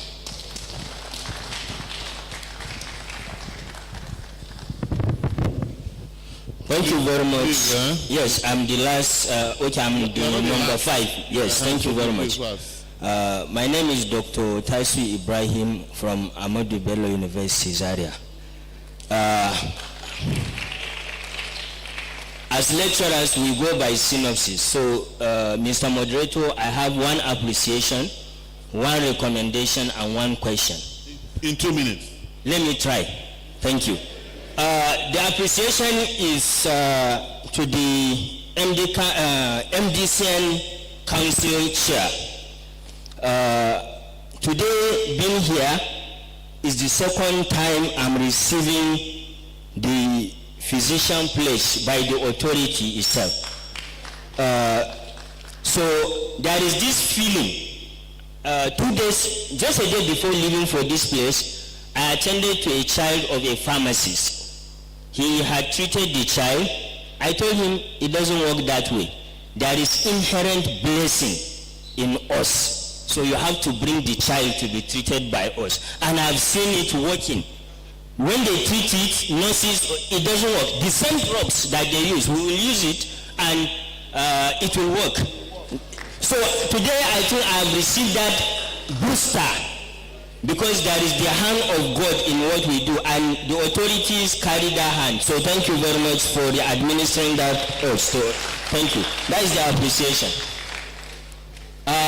My second point, I want to remove all the caps because I'm going to speak as an individual. I'm an outlier. So I'm not speaking as the secretary of MeDSABAMS AB Uzaria. I'm not speaking as the secretary of NAMDA AB Uzaria.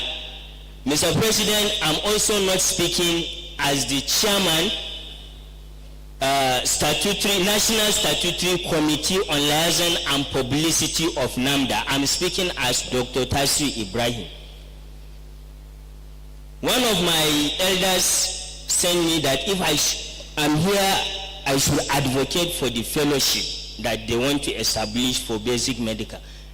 I'm in support of that, but as an individual, this is not something that I'm going to join. If tomorrow there is fellowship for basic medical science, Dr. Taiswi will not be part of it. I'm okay with what I have put myself in. I'm in basic medical science. I'm pursuing that pathway and I'm okay with it. That is my own decision.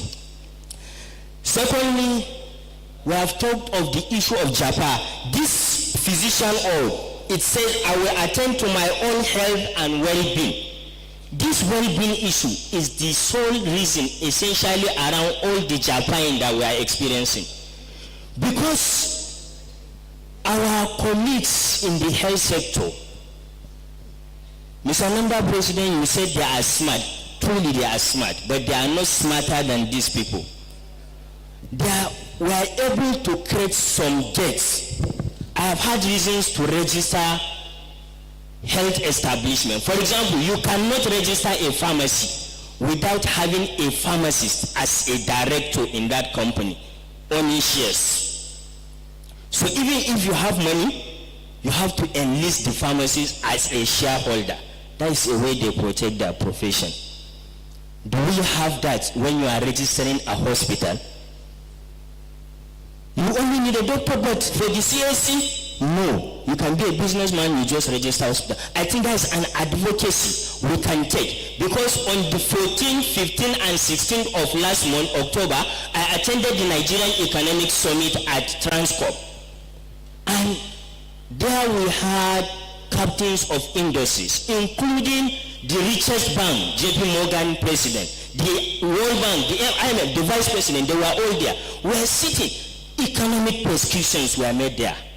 Now, on the health aspect, imagine if MDCAN will say for NHIS, because you need to provide secondary services and you need a specialist, you must enlist him. That will safeguard all with fellowship and they will have something. For the basic MBBS, if there is an advocacy that before you register as part of the requirement of the law, you have to enlist a medical doctor. That will safeguard even the young graduates. Now, I find peace in the provision of the Code of Ethics that a medical officer can practice, no limit. Just 2 weeks I perform prostatectomy. I'm not a urologist, but I can do that and I'm okay. So, the last question I want to answer, the MD chair, are there years of practice that will make somebody to be a consultant? Because I imagine a scenario where I will have to appoint myself as a medical director, a consultant too, because the fellows, they work with me, they work, I pay them, so maybe if there is such provision. Thank you very much.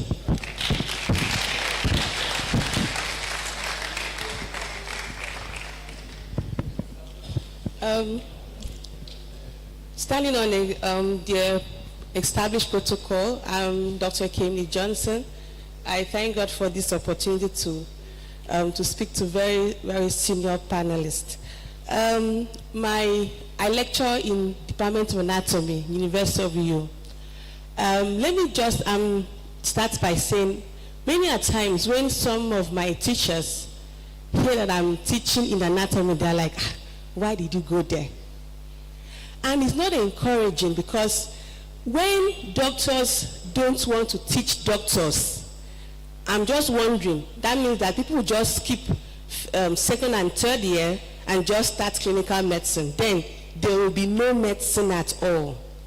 Because you see people that work in the theater, after they've observed over and over time a particular procedure, they begin to do it not because they are trained, because clinical medicine in a way is apprenticeship. You just watch and you do as you have been shown. But it's the basic medicals that give the reason why you are doing what you are doing.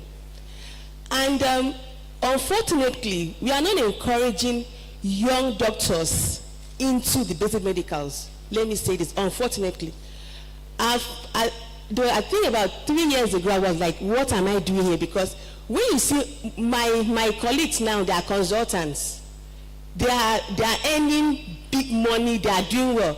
And me, I'm here, I'm still struggling to do this, to do that. It's not encouraging. And if our elders, our teachers don't take this bull by the horn, medical school is going to die, because when the young people, which are the future of medicine, are not interested in teaching, I don't know who will come and teach. And it's even further more discouraging when I see my teachers leaving. So I'm like, oh, so am I the one that will not stay here? So please, and so if the issue of having a fellowship in basic medicals, issues of paying doctors that are in clinical medicine the same as those in basic medicals, if this will encourage young people to teach. Me, I like teaching them, I like research. That's why I chose anatomy. It's not because I did not know what to do. I passed my primaries, I just said, no, I want to be here, and I'm here. But the circumstances that are around me, forces, I don't want to say forces of darkness, but they keep just pulling and pulling. And of course, I have a family I need to feed. I need to get my children the best of education I can afford. As a doctor, people are looking at me, you are a doctor, you are this, and you can't afford it. It's not encouraging. And please, the issue of making, because even our medical students see clinical medicine as being so wow, as in once they leave year 3, they seem to forget their teachers. You can't blame them, because it is the perception that the clinical lecturers are giving them. You can't blame them. They will see you and they pass. You can't blame them. I just witnessed a scenario outside. One of the teachers here called a student, possibly in the clinical science or say clinical parts of medicine, to do something here, and he was like, I have forgotten this side. Me, I'm like, as in, how would you forget when you were trained here?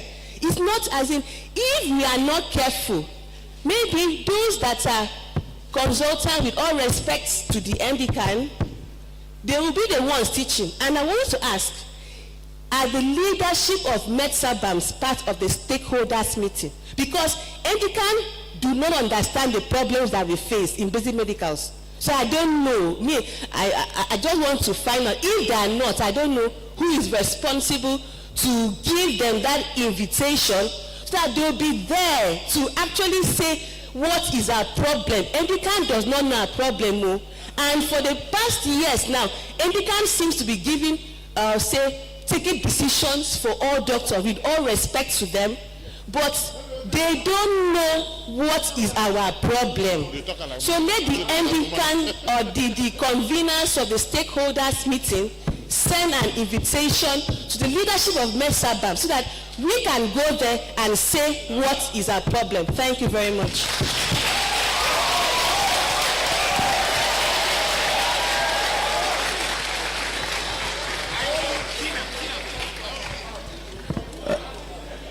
Chairman of the House, my sister from you, I want to thank you so much. You have spoken like a wise woman, a debater of MeDSABAMS. You deserve more round of applause, please. The ESCO, we want to thank you for the caliber of the panelists you displayed to us, especially the chairman of Medical and Dental Council. Chairman, we are deeply grateful and honored to have you in our midst. The issues I want to talk about, which I was informing the secretary that what I want to say is going to be different from everybody. You will hear me now. It's all right. It's over. You don't make the president protect. My name is Dr. Woke Tune. You have not seen me before, and that is why you think something good might not come from Nazareth. The issues I want to talk about is actually the attitude of the medical students, which usually progress to is adult life post-graduation. The medical school tends to emphasize, or as a survival mechanism by the medical students, of individualism, whereby once a student has any materials, he will hoard the material and thinking that sharing it with his colleagues will affect his own person. And do you know this attitude will carry it even after graduation? Individualism of the medical doctor is the bane of the medical association in Nigeria. Call for a meeting of medical doctors, they won't come. Because that individualism of every man to your own Israel, to your own Israel.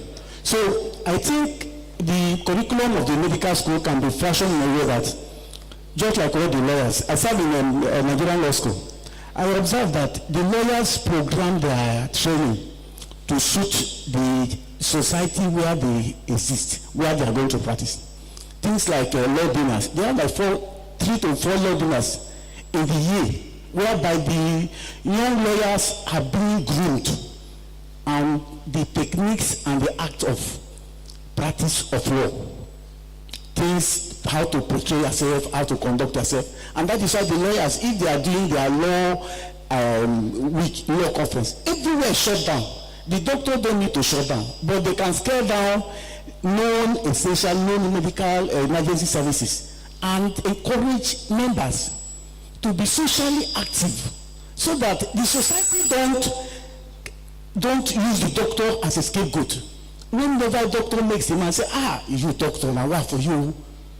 It is because the attitude of the medical student, which is every man to himself, is ingrained in the mind of medical student. And when he becomes doctor, he carry on like that. Call for meeting, they won't come. Senate meeting, most of our colleagues don't come. The investor activities, we don't get engaging. So when issues are being formulated, it is those who are present that their matter is being addressed. So I think the council, the chairman, and the ESCO, we can retool our curriculum so that noble orientation, noble socialization of the medical students, especially for 100-level medical students, let them have a series of social interaction with their colleagues, their senior colleagues, so that they know that the society, it is not stuff that takes people far. It is your integration in the society. It's very important. Thank you. So if you can hear from me now that what I'm going to say is different. I'm from Riverside to University. Thank you. Thank you very much. Thank you very much, contributors. We now hand over to the panelists to summarize.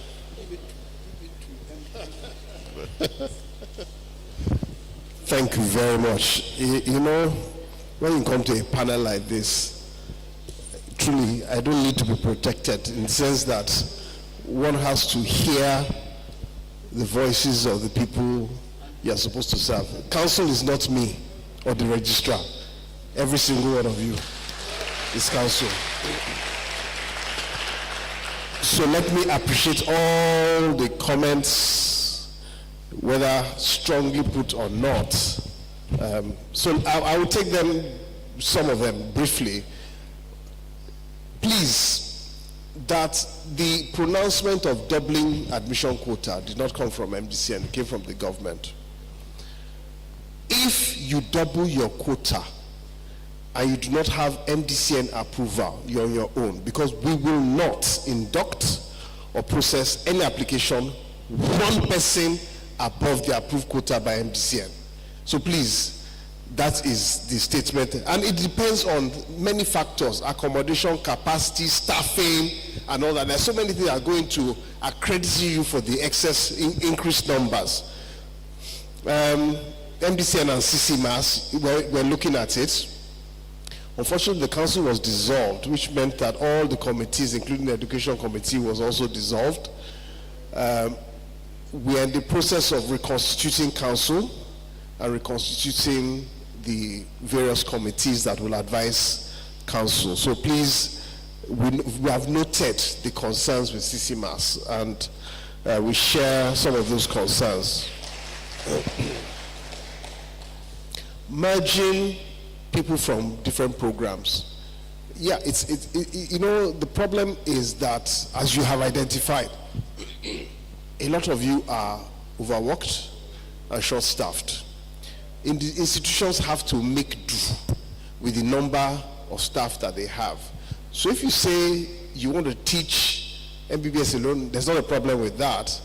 But then who teaches the others that are in the same department? Because the students are still coming to your department.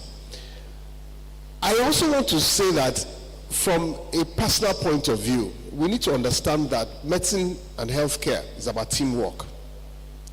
At some point in the training of a doctor and dentist, he must learn that there are other people that are involved in healthcare. It's not all just about them. At what point you teach that, I don't know. So if that teaching, that joint learning is happening at their level, because as you correctly said, sir, what you teach a doctor, dentist is different from what you teach a physiotherapist, and the emphasis will be different for a nurse. So yes, you'd have to come out with what works best for you, but MDCN is encouraging institutions that doctors should teach doctors. But we recognize that not all departments are endowed like Benin. We're still going to rely on the non-MBBS people in the basic sciences, and that's a reality. So we must accord them respect, and we must work with them in our research, but they must understand that you are first and foremost physicians, and the perspective you bring, the applied knowledge you bring to the training at that level is also very important. I'm a former provost. I understand this issue of autonomy. We welcome it. But you see, the crisis of what led to schools not having autonomy started in this Benin. Started in Benin. No, I know, that's the history. Because in those days, the provost would send a budget line to the government. It was when, after the crisis in Benin, that the government pronounced that there's only one accounting officer in the university, and this is the vice chancellor. So all provosts have learned to work with that system. That's the system we have met. We will work with it. So it is up to us as provosts. If you are provost here, please learn to work with your VC. Whether they like you or not, you have to work with them. And my experience is that if you have a good working relationship, you'll get whatever you want, generally speaking. Faculty of Basic Sciences and Clinical Sciences in National Postgraduate Medical College, it's something that is beyond me. You have to talk to National Postgraduate Medical College. Fortunately, both myself and the registrar are statutory members of the board of National Postgraduate Medical College, as they are both of them are on the board of the council. So that discussion is something we can have at those levels to get what you want. There was a comment from River State University of Science and Technology that state universities are not protected on remuneration. Again, MDCN can only make a strong recommendation. All right? But really it's about welfare. And that's where NAMDA and NMA and MDCN should work together. I feel strongly when you lambast the leadership of MDCN or NMA as not understanding your issue. Maybe you have not articulated your issues properly. You see, and they will comment. You will find presidents who don't understand your issues. It's true. But presidents come and go. Today I'm here, tomorrow I'm not going to be there. It's a fact. It's a matter of life. So you must persist in your presentation. Don't give up in your presentation to whoever you need to present to. And one day you will find a sympathetic ear. Dr. Ibrahim, thank you very much for the comments and commendation. Years of practice as to who becomes a consultant. Unfortunately, that is set. It's not years of practice. It's acquiring a qualification. Now, this is where, again, MDCN can come in. You see, once we agree, and has been said that the PhD is recognized as a specialist qualification, then it is for hospitals, CMDs, to appoint consultants among the staff that they have. That's not what MDCN can do. We can encourage it, that if you have medically qualified people who have the requisite specialization, and like I said, and has been said by Professor Konofua, the collaboration that needs to happen will happen. And once CMDs see your value, in Luth, the former CMD appointed a non-medic as a consultant virologist. Fact. But everybody sees the work that he does as being relevant to clinical practice. Ebola, COVID, all the outbreaks that have been happening. So you can see relevance. And he had no problem. He didn't need someone from the ministry saying, appoint this person a consultant. He did, because he saw his value. All right? So I think we need to understand that we must create value. Finally, Dr. Kevin, encouragement of young doctors. I actually wanted to say something.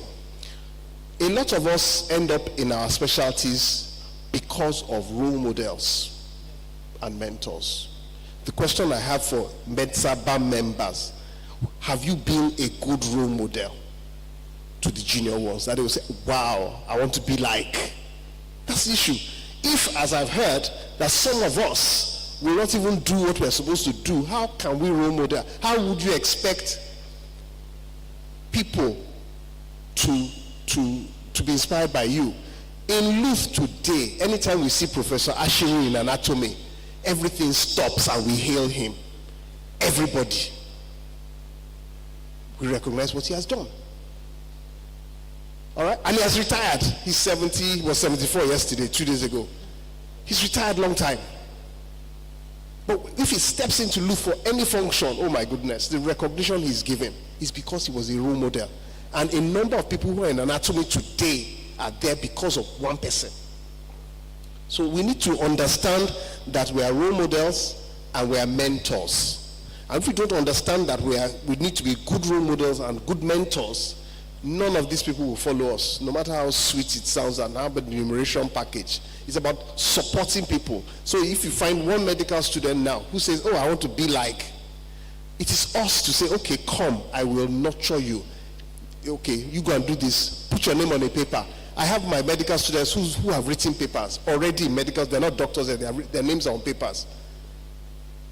That's the role model we're talking about. And we must, as a policy, a strategic policy for succession, imbibe role modeling and mentorship. Finally, curriculum. Yes, we all agree curriculum needs to change. And we look forward to changing that curriculum to something that is fit for purpose, that encourages respect, teamwork, personal development, and all that. Thank you very much. Thank you. Yeah, Dr. Rui, you are next online. Please respond with your final comments also. Okay. Well, thank you, Mr. Chairman. He has given me permission to respond to some. For the issue of CCMAS, first and foremost, NAMDA has rejected that document. And I'm also aware that ASU has also rejected that document. So it means that that document has serious problems. Let me state that as a member of the Education Committee in the last council, there was no time we discussed CCMAS, approved CCMAS, or even gave a directive through the plenary of council to the management of MDCN to engage NUC on the issue of CCMAS. Like the chairman rightly said, the council has been dissolved, and I'm not aware that CCMAS was approved by council. So you've heard him. I'm very sure maybe when they inaugurate council, maybe one of the topical issues that will be given. Now, on the impact of MDBS progression to professor, for us in NAMDA, we do not see any reason why if an MBBS enter at lecturer 2, and they permit me to use it, I always like using the word regular PhD, enter at lecturer 2. So the MBBS should be able to rise to the level of professor. Now, personally, I strongly believe in that. The reason is because of my former teacher, Professor Fortiadis. He trained PhD holders in physiology. He wrote papers and rose to the level of a professor. So if he could do that, why won't another MBBS holder be able to do that? So for us, I'll give you an example. In the last appointment and promotion exercise that took place in my institution, there is somebody who is in anatomy. He has MBBS and he has masters in anatomy. And he was to be promoted to senior lecturer. Even our own colleague, some of our own colleagues, did not even believe that he should be promoted to the level of a senior lecturer. Even when myself and one professor, Iyalome, were arguing that no, if you have masters in anatomy plus your MBBS, you can be promoted to senior lecturer, but maybe you may require a PhD if we follow the NUC rules to advance beyond that. Even some other colleagues did not support that position, and that takes us back to the issue of having our problem within ourselves. This one is just like a suggestion to council. In the last dispensation, I and some members of council were constituted into a subcommittee that reviewed the Medical and Dental Practitioners Act with the contribution from MDCAN and other relevant groups into that committee. And we presented that the nomenclature MBBS should be changed to MD. Should be changed to MD, and we gave reasons. Some also suggested that since we are now beginning to have a challenge with fellowship and all these things, can we do an intercalation? I remember we used the Imperial College in UK, that they were already doing something like that, and so that when you are graduating, you just graduate with your PhD and your MD at the same time, and that will take care of this problem we have. Now, it's a relationship between College of Medicine versus university. The chairman actually spoke to that. But I want to add, Mr. Chairman, during the course of review of the powers of universities, senates, as contained in their various acts, we discovered that the provost, like in UCH, like in LUT, like in Benin, and I think UNN, they are actually a mini chief executive. They don't report through the Senate, they report straight to the Vice Chancellor, according to that act.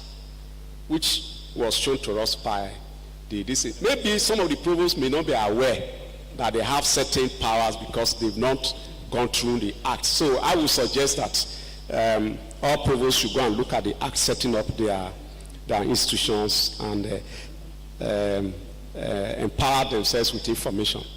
MDCAN versus allowances. Well, the MDCAN president is here.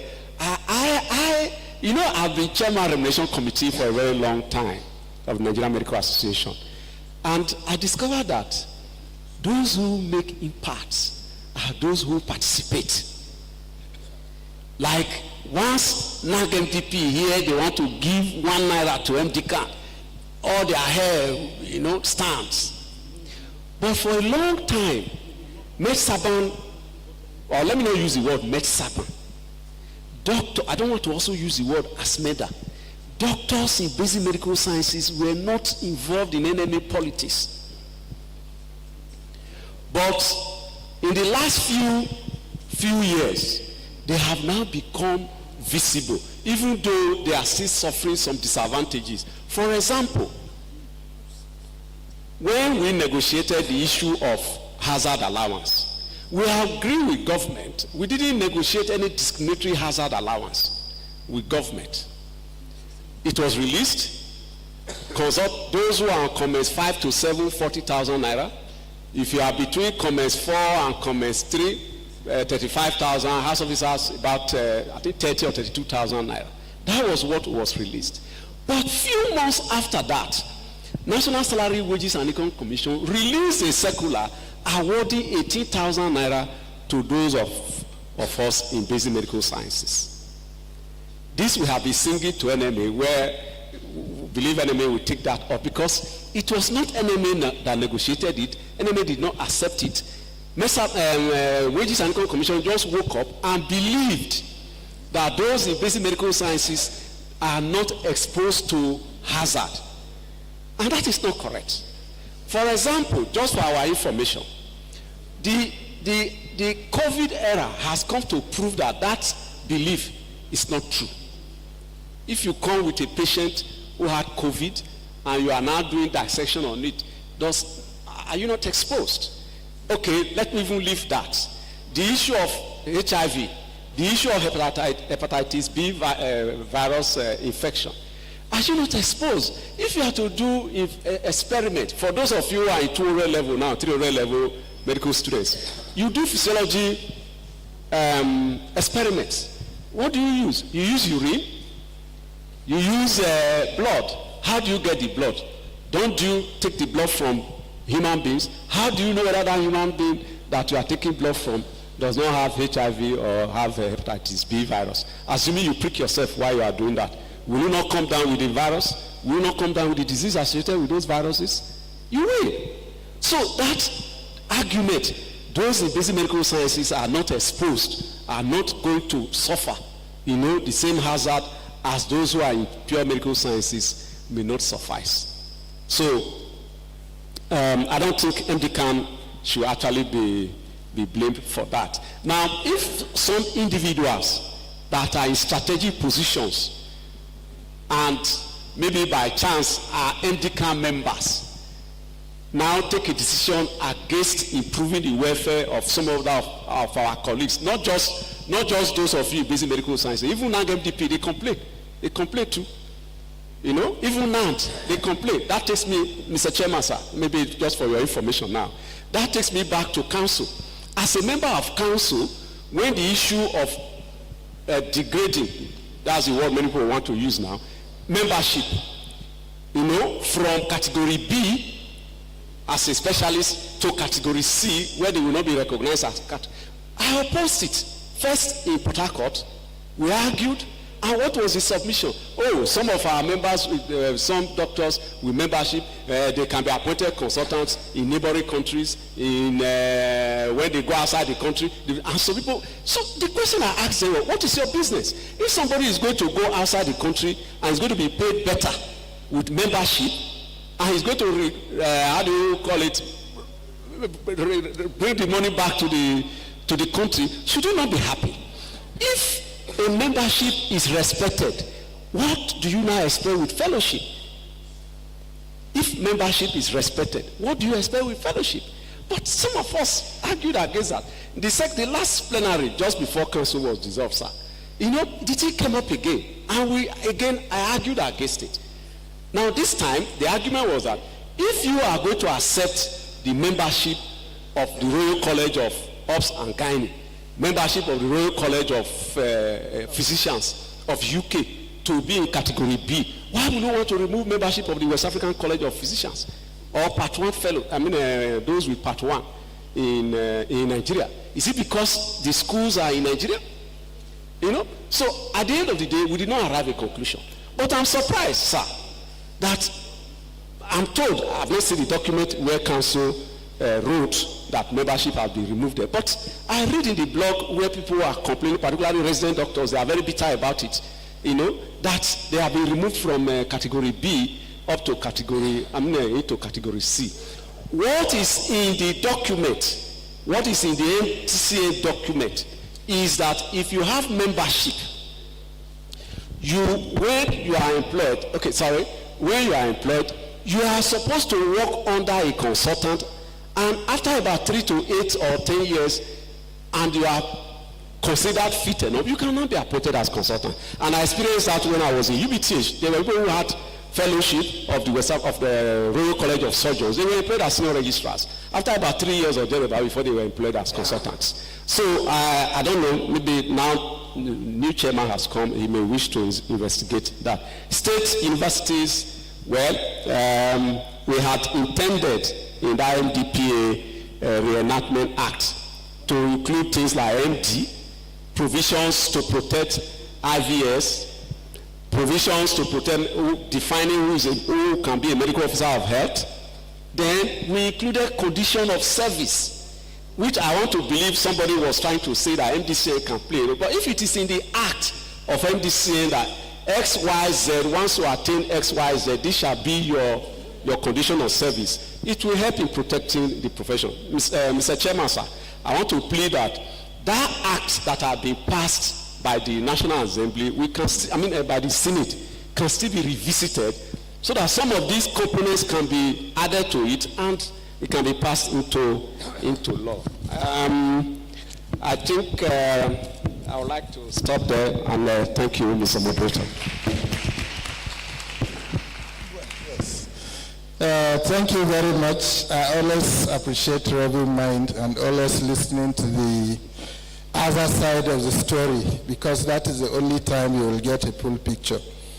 On the issue of whether MBBS or MD, probably it's not only the change in name that will make the difference, but appropriately grading and valuing it and then gazetting it to be official.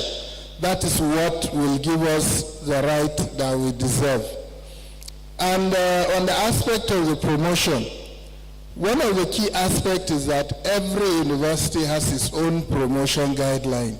So it is on that basis that we should participate actively.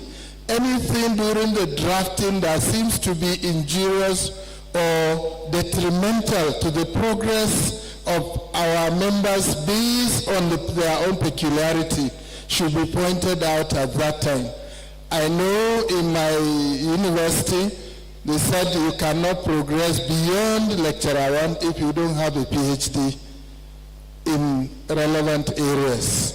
So if that is there, probably that university will say, oh, it is already on its own approved promotion guideline. So therefore, we should be able to get into the drafting or into the review and making submission in order to abate some of those things that can cage us from reaching the zenith of our profession. On the aspect of the issue of basic versus clinical, it is always essential to know that there are two main issues. One, we do assume a lot. And secondly, we overgeneralize. If it is based on what a member of MeDSABAMS tell me as the then chairman of MDCAN of my chapter is, I will say every MeDSABAMS member is this or that. Someone called, there was an interactive meeting with the Vice Chancellor, and a doctor told us virtually more than half of the fellows of that university were in attendance of that meeting. That is, we don't like PhD because we are academophobics. So if I generalize that as the opinion of all MeDSABAMS members, then we will not make progress. Secondly, on the issue of welfare, in my university, it was the complete opposite of our experience in Port Harcourt. 10 years ago, I saw where I should be, calculated by the then Vice Chancellor. I saw the areas I'm going to get. I saw the amount I'm going to be taking home per month. It has never seen the light of the day until 10 years later. And it was surely confirmed a doing of one of us. So why should we continue to injure one another? We should. That is why during my goodwill message I mentioned that if we continue to harbor and store what has passed, then we will not make adequate progress in the future. Please, let us come together. I mentioned that the basic unifying factor, wherever you go, is that MBBS degree. So if we come to that and give the MBBS its proper position in the scheme of things, then people can add. That is why in most situations a tree has only one stem, but has branches that each one is prospering without being detrimental to the other. So as a medical profession, I think time has come where we will put bygone and see how we can make progress in the scheme of things. Thank you very much. Okay, thank you very much, everybody. Let me start with the medical students. Like somebody will say, your life is in your hand, your training is in your hand, and you have to make the best of what you have. Okay? So I'm saying this because I've noticed that a number of, jokingly I was telling somebody one day, I said the kind of medical students we have today are those that are willing to collect the MBBS degree without doing anything. Please don't be that kind of medical student. Like I said, I'm in anatomy. I know how many times I have to harass my student, cajole them, almost beg them to go into the dissecting room. Okay? As if I'm the one that will gain it at the end of the day. It's important that you own your life, and you should remember that it is the way you prepare your bed that you will lie on it in the very next few years. So please make the best of what you have and apply yourself to your studies. I must acknowledge the fact that you have more distractions today than what the people on this panel had when they were in medical school. Yeah, that's the reality. So it means that you have to be a lot more disciplined in ensuring that you can make the best of what you have. Number two is, again, I know there's an emerging body of knowledge about health humanities that is beginning to come up now. And I'm sure that while we're looking at the review of our curriculum, that is one major thing that I will suggest that we should make part and parcel of the medical curriculum. That is extremely very important. I know there are a few institutions that are beginning to tinker with the idea of incorporating components of health humanities into the training of their students. And I think it's something that the council should help to push. Number 3, both for MDCAN and NAMDA, on the part of MeDSABAM, we can make all this noise, we can fight, shake table. I'm sure, Doctor, we have seen me shake tables before, but we always live with this mentality. We are one and the same, we belong to the same family. We're only appealing that should be reciprocated. Okay, we believe that we belong to the same family, and that if we have too many enemies out there than for us to be fighting ourselves. We have too many enemies outside. Okay, so whatever we can do to close rank. I was telling the MDCAN president that I truly appreciate the fact that he can make it to this meeting. I truly appreciate this. So I'm looking forward to an MDCAN conference when my president is willing to travel. So get him and Anioye, let them come and talk and things like that. The more we collaborate amongst ourselves, we work together at this level, the more it will be likely for our people to drop some of the misconceptions that we've had about one another. Finally, let me say that to my sister from, I don't know from where, good talk, God bless you, wonderful job. Don't be discouraged. Some of us were told, a teacher of mine told me that if I had known that I was going to teach anatomy, that's why did I go through the trouble of medical school? That there are shorter ways to go and teach anatomy. Okay? So, but I'm sure he won't say that to me today. So, persistence is the thing. And just like the council chairman told us, for all members of MeDSABAM, please, we are the advocates of getting teachers into basic medical sciences. We will do this by the quality of what we teach our students. We will do this by our availability to solve their problems.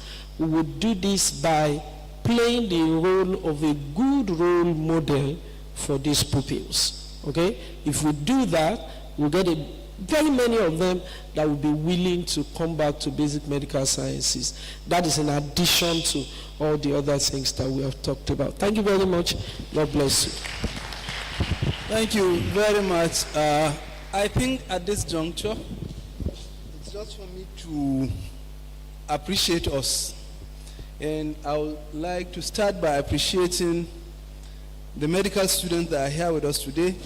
You form a very big component of our conference, at least for today. So we thank you, and we hope you have picked one or two things from all the discussions we have had.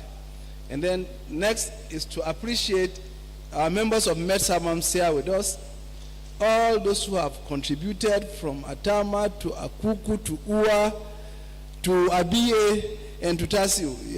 Your contribution are well noted, and I'm sure, just to tell us that the last panelist discussion we had in Lagos, we had a position paper from that panelist discussion, and it formed the basis for this year's strategic plan. So we are not just having the panelist discussion just for the fun of it. We harness information and strategies here and add it up to what we have, and it forms the basis upon which we plan what we do for the next year. And I assure you, this year's one is not going to be different. We're going to take it and we're going to put it into action so that we can get better outcome. And for the lady who said whether we have been invited, I want to assure her that we will be invited. I have been assured that we will be invited, and you can be rest assured that we have always presented your case as if you are there yourself. At least if you don't know, some of us, you know, my Secretary General, Dr. Anioye. So we assure you that some of these things, provided it is within the purview of the relevant places we go to, we make it a point of duty to advocate for our decisions. We've been in so many places, from NMA to MDCAN to NAMDA to salaries and wages to budget office to IPPIs to name it all, just to advocate for what we think should be for us. And like my immediate past president said, you see, We just started some few years ago, and I assure you that we have made remarkable progress, because we were not where we are today. So, and we cannot put ourselves at par with people who have been there 50 years ago, 30 years ago. But I assure you, with this doggedness, and having the kind of the white clothes wearing people here, with the more they open the fire, the more we are able to transmit the fire to the other side. So we will get there, and I assure you that you are being well represented, and all of your points are well taken. So we appreciate all of you, appreciate all our conference participants and presenters and what have you. And then finally, it's for me to appreciate my panelists and special guests. And I'll explain to you what I mean when I said they are special guests and they need to be protected. It's not a small feat to have this array in one place. For those of us who are, for people like Abi, do you know what I mean? It's an honor to have the MD Khan present in person in Benin just to attend our AGM. It's a great honor for us, and we thank you very much for coming. We appreciate you, and we assure you that we'll be ready to reciprocate anytime. Even if you don't invite us, if we see notice, we will come. For NAMDA, Dr. Ria has been a veteran of medical remuneration for as long as I can remember. And I know Dr. Ria, while we're still coming out together with Dr. Saha Enabuleli, who is one of our mentors. I will show him a courtesy visit before I leave Benin, because he must not hear that I'm in Benin and I didn't come to visit him. So these are people who are vast, experienced and knowledgeable in all of this unionism and remuneration and all of this problem we have been carrying about. When you talk about enemy and some of his struggle, Orue is one of the first people they will pick to represent us. So Dr. Orue, we know you are from Benin, but we still thank you very much as the president of NAMDA for gracing our occasion and for being with us. It's an honor. And lastly is the MDCN board chairman. For us, we went to see the registrar on a courtesy visit. Dr. Akuku bear us witness. And lo and behold, we were here after 1 hour. So they said the board chairman, the registrar is with the board chairman. After a while, they said we should. So at the end of the day, we had the opportunity of having both the board chairman and the registrar in the same place. We went to get the registrar, and at the end of the day, we got the board chairman to come to Benin. So for us, it's a great honor, and I assure you, those for our members who know Professor Lacey, funny enough, he was still our chairman of our opening ceremony of the Lagos AGM last year. So we use that opportunity of meeting him in council to invite him now as the chairman of board of MDCN and he gracefully accepted. He has a competing official assignment currently in Abuja. They were supposed to come with the registrar, but he now dispatched the registrar to go to the Abuja that he will honor MeDSABAMS. So we thank you very much, sir, for honoring us, and we are grateful. So thank you very much. Thank everyone at this juncture, because time has been well taken. We have not taken lunch. We'll move to the next item of program, but I'll hand over the mic to the Secretary General to direct us to. We thank you, and God bless you all.